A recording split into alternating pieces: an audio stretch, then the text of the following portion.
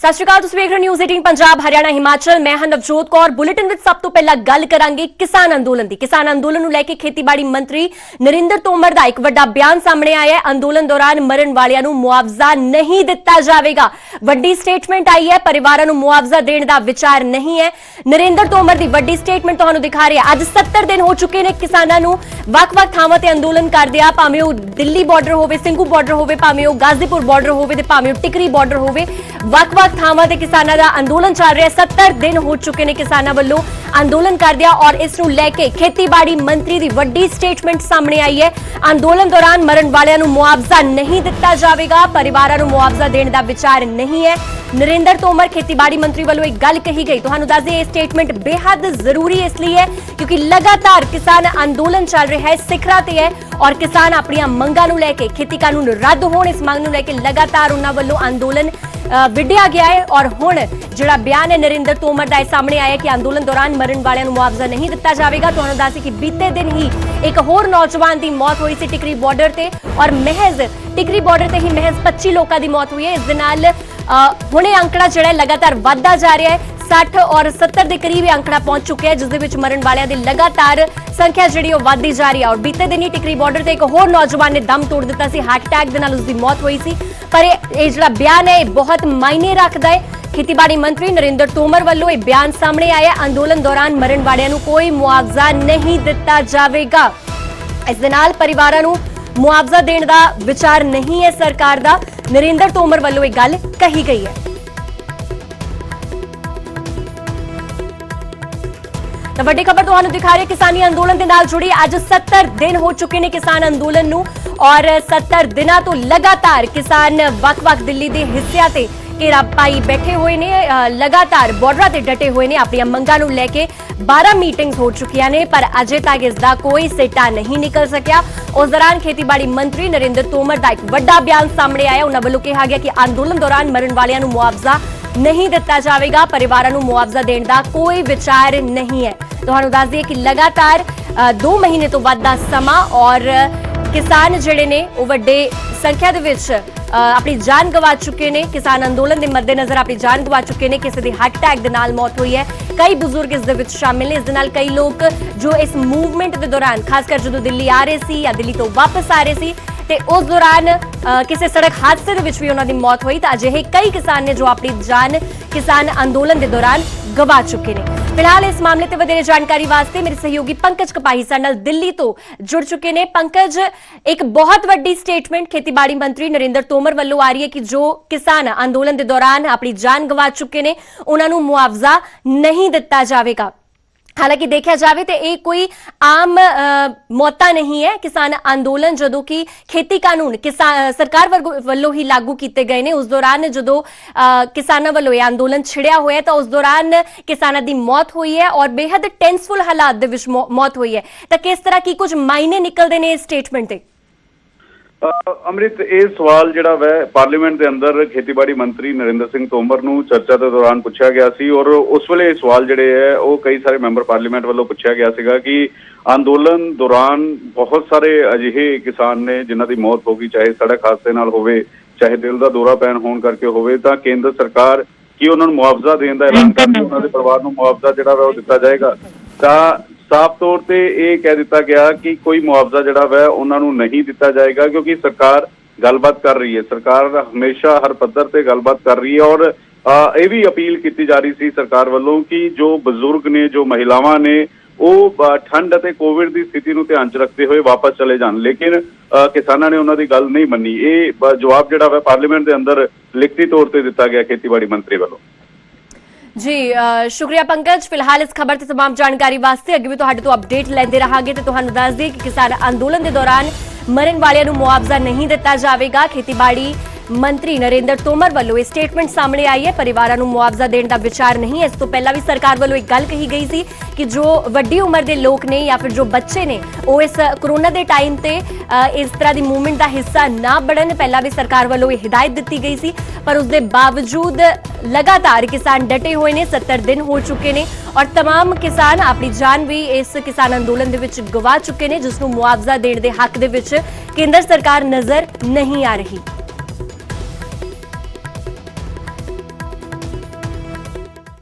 ਉਧਰ ਖੇਤੀ ਕਾਨੂੰਨਾਂ ਤੇ ਰਾਜ ਸਭਾ ਦੇ ਵਿੱਚ ਜ਼ਬਰਦਸਤ ਹੰਗਾਮਾ ਦੇਖਣ ਨੂੰ ਮਿਲਿਆ। ਹੰਗਾਮਾ ਕਰ ਰਹੇ ਨੇ ਆਮ ਆਦਮੀ ਪਾਰਟੀ ਦੇ 3 ਸਾਂਸਦ ਔਰ ਇਹਨਾਂ ਨੂੰ ਸਸਪੈਂਡ ਕਰ ਦਿੱਤਾ ਗਿਆ। ਆਮ ਆਦਮੀ ਪਾਰਟੀ ਸਾਂਸਦ ਸੰਜੇ ਸਿੰਘ ਸਸਪੈਂਡ ਕੀਤੇ ਗਏ ਨੇ। ਇਸ ਦੇ ਨਾਲ ਸੁਸ਼ੀਲ ਗੁਪਤਾ ਔਰ ਐਨਡੀ ਗੁਪਤਾ ਤੇ ਵੀ ਕਾਰਵਾਈ ਕੀਤੀ ਗਈ ਹੈ। ਤਿੰਨੇ ਆਮ ਆਦਮੀ ਪਾਰਟੀ ਦੇ ਸਾਂਸਦ ਇੱਕ ਦਿਨ ਦੇ ਲਈ ਸਸਪੈਂਡ ਕੀਤੇ ਗਏ ਨੇ ਔਰ ਮਾਰਸ਼ਲ ਸਦਕੇ ਬਾਹਰ ਭੇजे गए ने तिन्ने सांसद। ते तुहानू दस दिए कि लगातार सदन की कार्रवाई बजट सैशन चल रहा है इस वेले और सदन की कार्रवाई बेहद हंगामेपूर्ण जिहड़ी रह रही है। इस तो पहला कल भी 4 बार राज्य सभा की कार्रवाई मुलतवी की गई थी। इस दे नाल लोक सभा की कार्रवाई भी 3 बार कल मुलतवी की गई थी और जिस तरह के क्यास लगाए जा रहे थे इस बजट सैशन तो पहला कि यह बजट सैशन बेहद हंगामे भरिया रहने वाला है और इसकी एक वजह है जो कि इस वेले किसान अंदोलन चल रहा है। इस अंदोलन लैके लगातार विरोधी दल केंद्र सरकार को घेरते हुए नजर आ रहे हैं। यूनियन बजट की भी बेहद निंदा की गई है कि यूनियन बजट के विच किसानों वास्ते कोई भी फैसला कोई भी ऐलान जिहड़ा है वो वधिया नहीं रखा गया। कोई भी जिहड़े कदम चुके जाएंगे वो कोई ज्यादा खास नहीं है। MSP सिस्टम के बदलाव की कोशिश दा जिहड़ी गल है वो यूनियन बजट के विच की गई पर उस तो विरोधी लगातार केंद्र सरकार को घेरते हुए नजर आ रहे हैं और एक बार फिर तो खेती कानूनां ते राज सभा दे विच जबरदस्त हंगामा होया। हंगामा कर रहे आम आदमी पार्टी के 3 सांसद सस्पेंड किए गए हैं जिस दे विच संजय सिंह और सुशील गुप्ता एनडी गुप्ता इस दे विच शामिल ने जिन्हां ते एक दिन लई कार्रवाई की जाएगी यानी कि एक दिन वास्ते इन्हां नूं सदन तो सस्पेंड कर दिता गया है। ਤੇ ਤੁਹਾਨੂੰ ਦੱਸ ਦਈਏ ਕਿ ਵੱਡੀ ਖਬਰ ਤੁਹਾਨੂੰ ਦਿਖਾ ਰਿਹਾ ਜਿੱਥੇ ਕਿ ਇਸ ਵੇਲੇ ਬਜਟ ਸੈਸ਼ਨ ਚੱਲ ਰਿਹਾ ਹੈ। ਬਜਟ ਸੈਸ਼ਨ ਦਾ ਦੂਜਾ ਦਿਨ। ਇਸ ਤੋਂ ਪਹਿਲਾਂ ਕੱਲ ਵੀ ਬਜਟ ਸੈਸ਼ਨ ਦੇ ਵਿੱਚ 4 ਵਾਰ ਰਾਜ ਸਭਾ ਦੀ ਕਾਰਵਾਈ ਮੁਲਤਵੀ ਕੀਤੀ ਗਈ ਸੀ ਔਰ 3 ਵਾਰ ਲੋਕ ਸਭਾ ਦੀ ਕਾਰਵਾਈ ਮੁਲਤਵੀ ਕੀਤੀ ਗਈ ਸੀ ਔਰ ਅੱਜ ਵੀ ਬੇहद ਹੰਗਾਮੇ ਭਰਿਆ ਰਿਹਾ। 9 ਵਜੇ ਤੋਂ ਰਾਜ ਸਭਾ ਦੀ ਕਾਰਵਾਈ ਜਿਹੜੀ ਹੈ ਉਹ ਸ਼ੁਰੂ ਹੋ ਚੁੱਕੀ ਹੈ ਔਰ 9 ਵਜੇ ਦੇ ਵਿੱਚ ਹੀ ਇੱਕ ਵਾਰ ਫਿਰ ਤੋਂ ਜਦੋਂ ਤੋਂ 9 ਵਜੇ ਤੋਂ ਕਾਰਵਾਈ ਸ਼ੁਰੂ ਹੋਈ ਹੈ 1 ਘੰਟੇ ਦਾ ਸਮਾਂ ਲਗਭਗ ਹੋਇਆ ਹੈ ਔਰ ਉਸ ਦੌਰਾਨ ਇੱਕ ਵਾਰ ਫਿਰ ਤੋਂ ਹੰਗਾਮਾ ਕੀਤਾ ਗਿਆ ਵਿਰੋਧੀ ਦਲਾਂ ਵੱਲੋਂ ਔਰ ਕਿਸਾਨੀ ਮੁੱਦੇ ਤੇ ਘੇਰਨ ਦੀ ਕੋਸ਼ਿਸ਼ ਕੀਤੀ ਗਈ ਹੈ ਕੇਂਦਰ ਸਰਕਾਰ ਨੂੰ। 3 ਨਾਮ ਤੁਹਾਨੂੰ ਦੱਸ ਰਿਹਾ ਆਮ ਆਦਮੀ ਪਾਰਟੀ ਦੇ 3 ਨਾਮ ਜਿਸ ਦੇ ਵਿੱਚ ਸੰਜੇ ਸਿੰਘ ਸ਼ਾਮਿਲ ਨੇ ਐਨਡੀ ਗੁਪਤਾ ਸ਼ਾਮਿਲ ਨੇ ਔਰ ਇਸ ਦੇ ਨਾਲ ਹੀ ਸੁਸ਼ੀਲ ਗੁਪਤਾ ਸ਼ਾਮਿਲ ਨੇ ਜਿਨ੍ਹਾਂ ਵੱਲੋਂ ਲਗਾਤਾਰ ਵਿਰੋਧ ਕੀਤਾ ਜਾ ਰਿਹਾ ਸੀਗਾ। ਜਦੋਂ ਕਾਰਵਾਈ ਚੱਲ ਰਹੀ ਸੀ ਸਦਨ ਦੀ ਉਸ ਵੇਲੇ ਵਿਰੋਧ ਇਹਨਾਂ ਵੱਲੋਂ ਜਤਾਇਆ ਜਾ ਰਿਹਾ ਸੀ। ਇਸ ਤੋਂ ਬਾਅਦ ਇਹਨਾਂ ਨੂੰ ਸਸਪੈਂਡ ਕਰ ਦਿੱਤਾ ਹੈ। ਤੇ ਫਿਲਹਾਲ ਇਸ ਮਾਮਲੇ ਤੇ ਵਧੇਰੇ ਜਾਣਕਾਰੀ ਵਾਸਤੇ ਮੇਰੇ ਸਹਿਯੋਗੀ ਪੰਕਜ ਕਪਾਹੀ ਸਾਡੇ ਨਾਲ ਜੁੜੇ ਹੋਏ ਨੇ। ਪੰਕਜ, ਸਦਨ ਦੀ ਕਾਰਵਾਈ ਕੱਲ ਵੀ ਬੇहद ਹੰਗਾਮੇ ਭਰੀ ਰਹੀ ਔਰ ਅੱਜ ਇੱਕ ਵਾਰ ਫਿਰ ਤੋਂ ਹੰਗਾਮਾ ਵੇਖਣ ਨੂੰ ਮਿਲ ਰਿਹਾ ਹੈ ਔਰ ਮੇਨ ਮਸਲਾ ਕਿਸਾਨ ਅੰਦੋਲਨ ਦਾ ਬਣਿਆ ਹੋਇਆ ਹੈ ਜਿਸ ਨੂੰ ਲੈ ਕੇ ਲਗਾਤਾਰ ਵਿਰੋਧੀ ਦਲ ਵੱਲੋਂ ਕੇਂਦਰ ਸਰਕਾਰ ਨੂੰ ਘੇਰਿਆ ਜਾ ਰਿਹਾ ਹੈ। ਕੀ ਕੁਝ तमाम ਜਾਣਕਾਰੀ ਤੁਹਾਡੇ ਕੋਲ?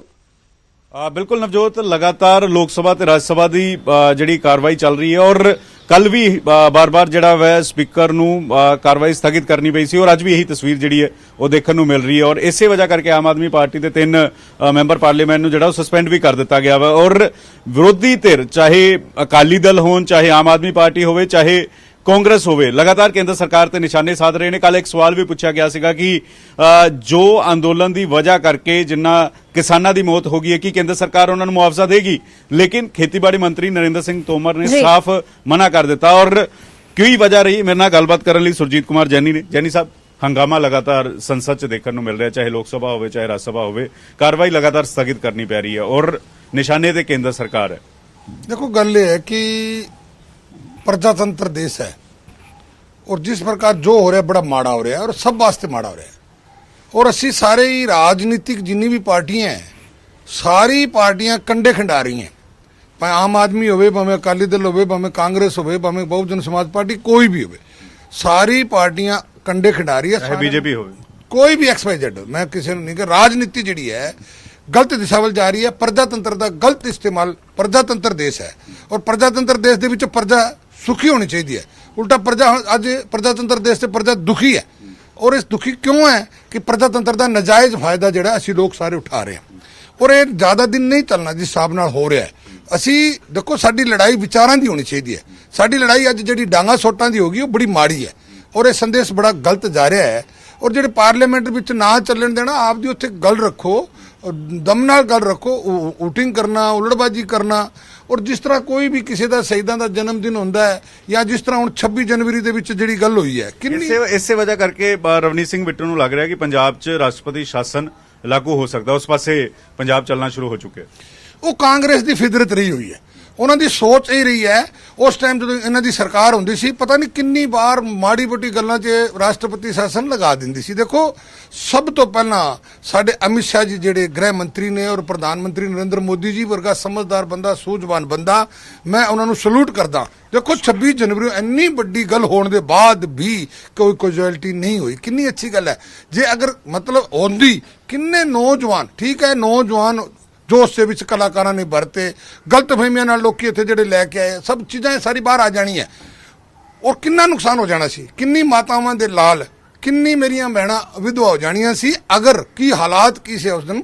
ਦੇਖੋ, ਪੁਲਿਸ ਨੇ ਆਪ ਦੇ ਸਦਸ ਹੈ ਕਿ ਹੋਮ ਮਿਨਿਸਟਰ ਨੇ ਆਰਡਰ ਦਿੱਤਾ ਵੀ ਬਿਲਕੁਲ ਨਹੀਂ, ਇਹ ਲੋਕ ਆਪਣੇ ਨੇ, ਅਸੀਂ ਕਿਸੇ ਤਰ੍ਹਾਂ ਦਾ ਜ਼ੁਲਮ ਨਹੀਂ ਕਰਨਾ, ਕੋਈ ਦੂਸਰਾ ਜੱਲਿਆਂਵਾਲਾ ਬਾਗ ਨਹੀਂ ਬਣਾਉਣਾ। ਇਸ ਦਾ ਦੇਖੋ ਸ਼ੁਕਰੀਆ ਅਦਾ ਕਰਨਾ ਚਾਹੀਦਾ ਦੇਸ਼ ਨੂੰ, ਅਮਿਤ ਸ਼ਾਹ ਜੀ ਦਾ ਔਰ ਦੇਸ਼ ਦੇ ਪ੍ਰਧਾਨ ਮੰਤਰੀ ਨਰਿੰਦਰ ਮੋਦੀ ਜੀ ਦਾ। ਕੇਂਦਰ ਸਰਕਾਰ ਰਾਸ਼ਟਰਪਤੀ ਵਾਲੇ ਪਾਸੇ ਜਾਂਦੀ ਹੋਈ ਨਜ਼ਰ ਆ ਰਹੀ ਹੈ। ਪੰਜਾਬ 'ਚ ਰਾਸ਼ਟਰਪਤੀ ਸ਼ਾਸਨ ਲੱਗੇਗਾ। ਕਾਂਗਰਸ ਦੀ ਸਰਕਾਰ ਆ, ਉਹ ਤਾਂ ਕਹਿ ਰਹੇ, ਉਹਨਾਂ ਦੇ ਮੈਂਬਰ ਪਾਰਲੀਮੈਂਟ ਕਹਿ ਰਹੇ। ਅਸੀਂ ਕਦੇ ਸੁਪਨੇ 'ਚ ਹੀ ਨਹੀਂ ਸੋਚਦੇ। ਸਾਡੇ ਨਰਿੰਦਰ ਮੋਦੀ ਜੀ, ਅਸੀਂ ਪ੍ਰਜਾਤੰਤਰ ਦੇ ਵਿੱਚ ਵਿਸ਼ਵਾਸ ਰੱਖਦੇ ਹਾਂ। ਨਹੀਂ ਲੱਗੇਗਾ ਰਾਸ਼ਟਰਪਤੀ ਸ਼ਾਸਨ ਕਿਉਂ ਲੱਗੇਗਾ? ਵੋਟਾਂ ਨਾਲ ਬਣੀ ਸਰਕਾਰ ਕਦੇ ਵੀ ਅਸੀਂ ਹਟਾਉਣ ਦੀ ਕੋਸ਼ਿਸ਼ ਨਾ ਸਾਡੀ ਸਰਕਾਰ ਨੇ ਕੀਤੀ ਹੈ, ਨਾ ਕਦੇ। ਹਾਂ, ਉਹਨਾਂ ਦੀ ਸੋਚ ਹੋ ਸਕਦੀ ਹੈ ਵੀ ਇਹ ਜੀ ਗੱਲ ਹੋ ਜੇ, ਸਾਡਾ ਖੇੜਾ ਛੁੱਟ ਜੇ। ਉਹਨਾਂ ਦੀ ਜੋ ਹਾਲਾਤ ਬਣ ਰਹੇ, ਜਿਸ ਤਰੀਕੇ ਨਾਲ ਤੁਹਾਡੇ ਇਲਾਕੇ 'ਚ ਹੀ ਫਾਜ਼ਿਲਕਾ ਬੋਰ ਵਾਲੇ ਪਾਸੇ ਸੁਖਬੀਰ ਬਾਦਲ ਦੀ ਗੱਡੀ ਤੇ ਹਮਲਾ ਹੋ ਜਾਣਾ, ਉਹ ਸਹੀ ਤਾਂ ਨਹੀਂ ਹੈ। ਰਵਨੀਤ ਸਿੰਘ ਬਿੱਟੂ ਤੇ ਅਟੈਕ ਹੋ ਜਾਣਾ ਦਿੱਲੀ ਦੇ ਵਿੱਚ, ਉਹ ਸਹੀ ਤਾਂ ਨਹੀਂ ਹੈ। ਹਾਲਾਤ ਕੰਟਰੋਲ ਕਿਨੇ ਕਰਨੇ ਆ ਦੱਸੋ? ਮੁੱਖ ਮੰਤਰੀ ਨੇ ਕਰਨੇ, ਸਰਕਾਰ ਨੇ ਕਰਨੇ। ਸਰਕਾਰ ਕਰਨ, ਭਾਵੇਂ ਹੱਥ ਜੋੜ ਕੇ ਕਰਨ, ਭਾਵੇਂ ਕਰਨ ਜਾ ਕੇ ਕਰਨ, ਸਾਰਾ ਸਰਕਾਰ ਦਾ ਕੰਮ ਹੈ ਕਰਨ।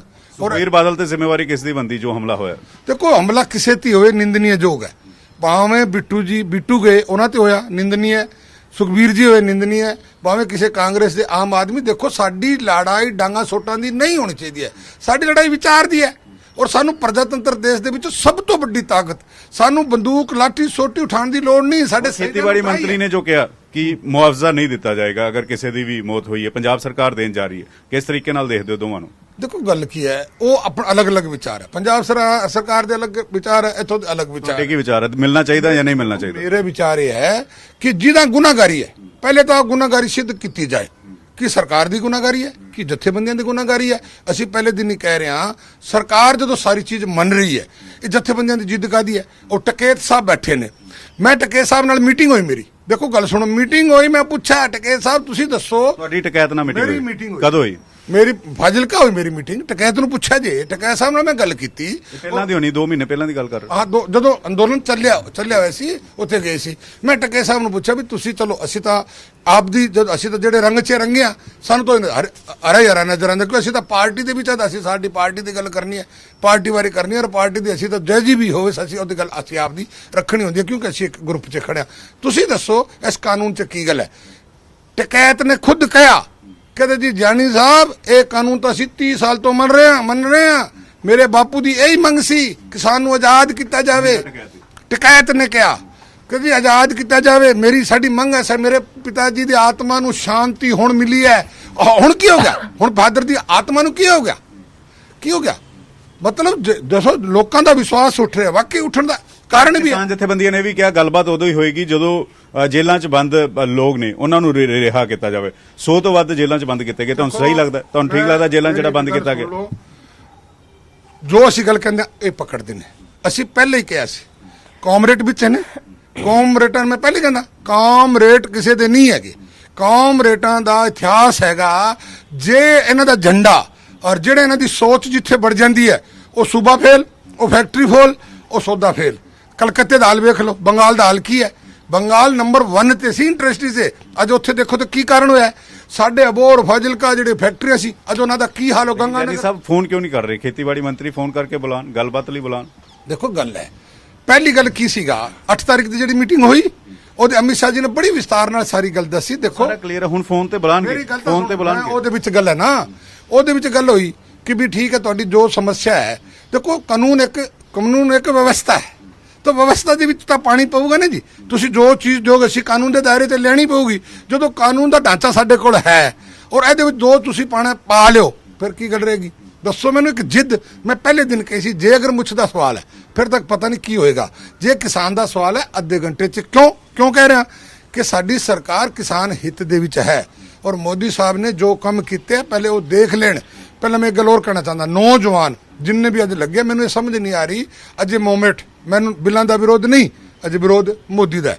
ਅਗਰ ਬਿੱਲਾਂ ਦਾ ਵਿਰੋਧ ਹੈ, ਜਿਹੜੇ ਨੌਜਵਾਨ ਜਿੰਨੇ ਵੀ ਬੱਚੇ ਨੇ, ਦੇਖੋ ਮੇਰੀ ਪ੍ਰਾਰਥਨਾ ਹੱਥ ਜੋੜ ਕੇ ਹੈ ਕਿ ਉਹ ਕਹਿੰਦੇ ਵੀ ਤੂੰ ਇਕੱਲਾ ਹੀ ਸਿਆਣਾ, ਤੂੰ ਇਕੱਲਾ ਹੀ ਸਿਆਣਾ, ਸਾਰੀ ਦੁਨੀਆ ਪਿੱਛ ਲੱਗੂ ਹੋ ਕੇ, ਜਿਹੜਾ ਅੱਜ ਉੱਥੇ ਜਾ ਕੇ ਤੁਸੀਂ ਕਿਸੇ ਨੂੰ ਪੁੱਛ ਲਓ, ਕਾਨੂੰਨ ਦੇ ਬਾਰੇ ਕੋਈ ਅਜੀ ਗੱਲ ਨਹੀਂ ਹੈ ਕਿ ਕਾਰਨ ਕੋਈ ਡਲੇ, 4 ਡਲੇ ਜ਼ਮੀਨਾਂ ਨਿਕਲ ਜੂਗੀ, ਜ਼ਮੀਨਾਂ ਅਡਾਣੀ ਖਾ ਜੂ, ਅਬਾਣੀ ਖਾ ਜੂ, ਇਹ ਝੂਠੀ ਪ੍ਰਚਾਰ ਕਰਕੇ ਇੱਥੇ ਲੋਕਾਂ ਨੂੰ ਲਿਆਇਆ ਗਿਆ। ਇਹ ਦੱਸੋ ਹੁਣ ਗੱਲਬਾਤ ਲਈ ਬੁਲਾਇਆ ਜਾਏਗਾ। ਪ੍ਰਾਰਥਨਾ ਪਹਿਲੇ ਤਾਂ ਮੈਂ ਬੱਚਿਆਂ ਤੇ ਵੀ ਜਿੰਨੇ ਵਿਰੋਧ ਕਰਨਾ ਕਰਨ, ਕੋਈ ਗੱਲ ਨਹੀਂ, ਪਰ ਕਿਸੇ ਦੇ ਪਿੱਛੇ ਲੱਗ ਕੇ ਵਿਰੋਧ ਨਾ ਕਰਨ। ਨੌਜਵਾਨ ਬੱਚੇ ਜਿਹੜੇ ਸਾਰੇ ਪੜ੍ਹੇ ਲਿਖੇ ਨੇ, ਕਿਸਾਨ ਵੀ ਪੜ੍ਹੇ ਲਿਖੇ ਨੇ, ਕੋਈ ਐਜੀ ਗੱਲ ਨਹੀਂ ਹੈ, ਉਹਨਾਂ ਦੇ ਬੱਚੇ ਅਫਸਰ ਲੱਗੇ ਨੇ, ਜਿੱਦ ਨਾ ਕਰਨ, ਪਹਿਲੇ ਕਾਨੂੰਨ 'ਚ ਦੇਖ ਲੈਂਦੇ, ਦੇਖ ਲਓ ਇਹਦੇ 'ਚ ਕੀ ਹੈ।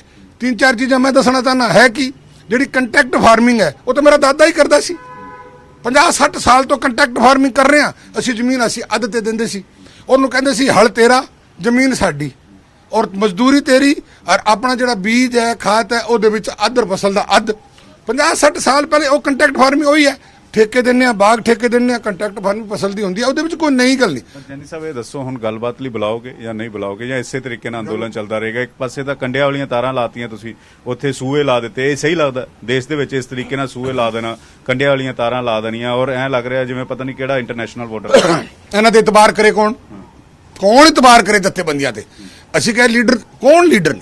ਅਸੀਂ ਮੈਂ ਕੱਲ ਕਹਿਤੀ ਨਾ ਕਿ ਜਾਣੀ ਕਹਿੰਦਾ ਲੀਡਰ, ਮੈਂ ਕਦੋਂ ਕਿਹਾ ਲੀਡਰ ਨਹੀਂ ਹੈਗਾ, ਮੈਂ ਕਿਹਾ ਲੀਡਰ ਸਾਰਿਆਂ ਦੇ ਹੈ, ਪਰ ਸਾਰੇ ਜਥੇਬੰਦੀਆਂ ਦੇ ਇੱਕ ਮਹਾ ਲੀਡਰ ਵੀ ਹੋਣਾ ਚਾਹੀਦਾ ਜਿਹੜਾ ਅੱਗੇ ਜਾ ਕੇ ਗੱਲ ਕਰੇ।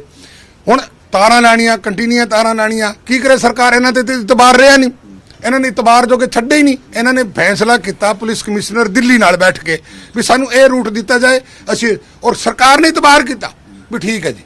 ਪੈਸੇ ਦੇਖੋ, ਸਭ ਤੋਂ ਅਗਰ ਮੈਂ ਨਿੰਦਾ ਕਰਾਂ ਇਹਨਾਂ ਦੀ, ਇੱਕ ਗੱਲ ਤੇ ਕਰਦਾ ਕਿ 26 ਜਨਵਰੀ ਦੇ ਦਿਨ, ਸਾਡਾ ਇੰਨਾ ਮਹਾਨ ਦਿਨ, ਤੁਸੀਂ ਉਸੇ ਦਿਨ ਟਰੈਕਟਰ ਮਾਰਚ ਕਰਨਾ, ਅੱਗੇ ਪਿੱਛੇ ਨਹੀਂ ਕਰ ਸਕਦੇ ਸੀ। 26 ਜਨਵਰੀ ਪਰੇਡ ਜਿਹੜੀ ਹੈ, ਜਿਹੜਾ ਹਿੰਦੁਸਤਾਨ ਦਾ ਫੰਕਸ਼ਨ, ਉਹ ਤਾਂ ਅੱਗੇ ਪਿੱਛੇ ਨਹੀਂ ਹੋ ਸਕਦਾ ਕਿਉਂਕਿ ਮਜਬੂਰੀ ਹੈ। ਟਰੈਕਟਰ ਮਾਰਚ ਅੱਗੇ ਪਿੱਛੇ ਨਹੀਂ ਹੋ ਸਕਦਾ ਸੀ, ਕਿਉਂ ਨਹੀਂ ਕੀਤਾ?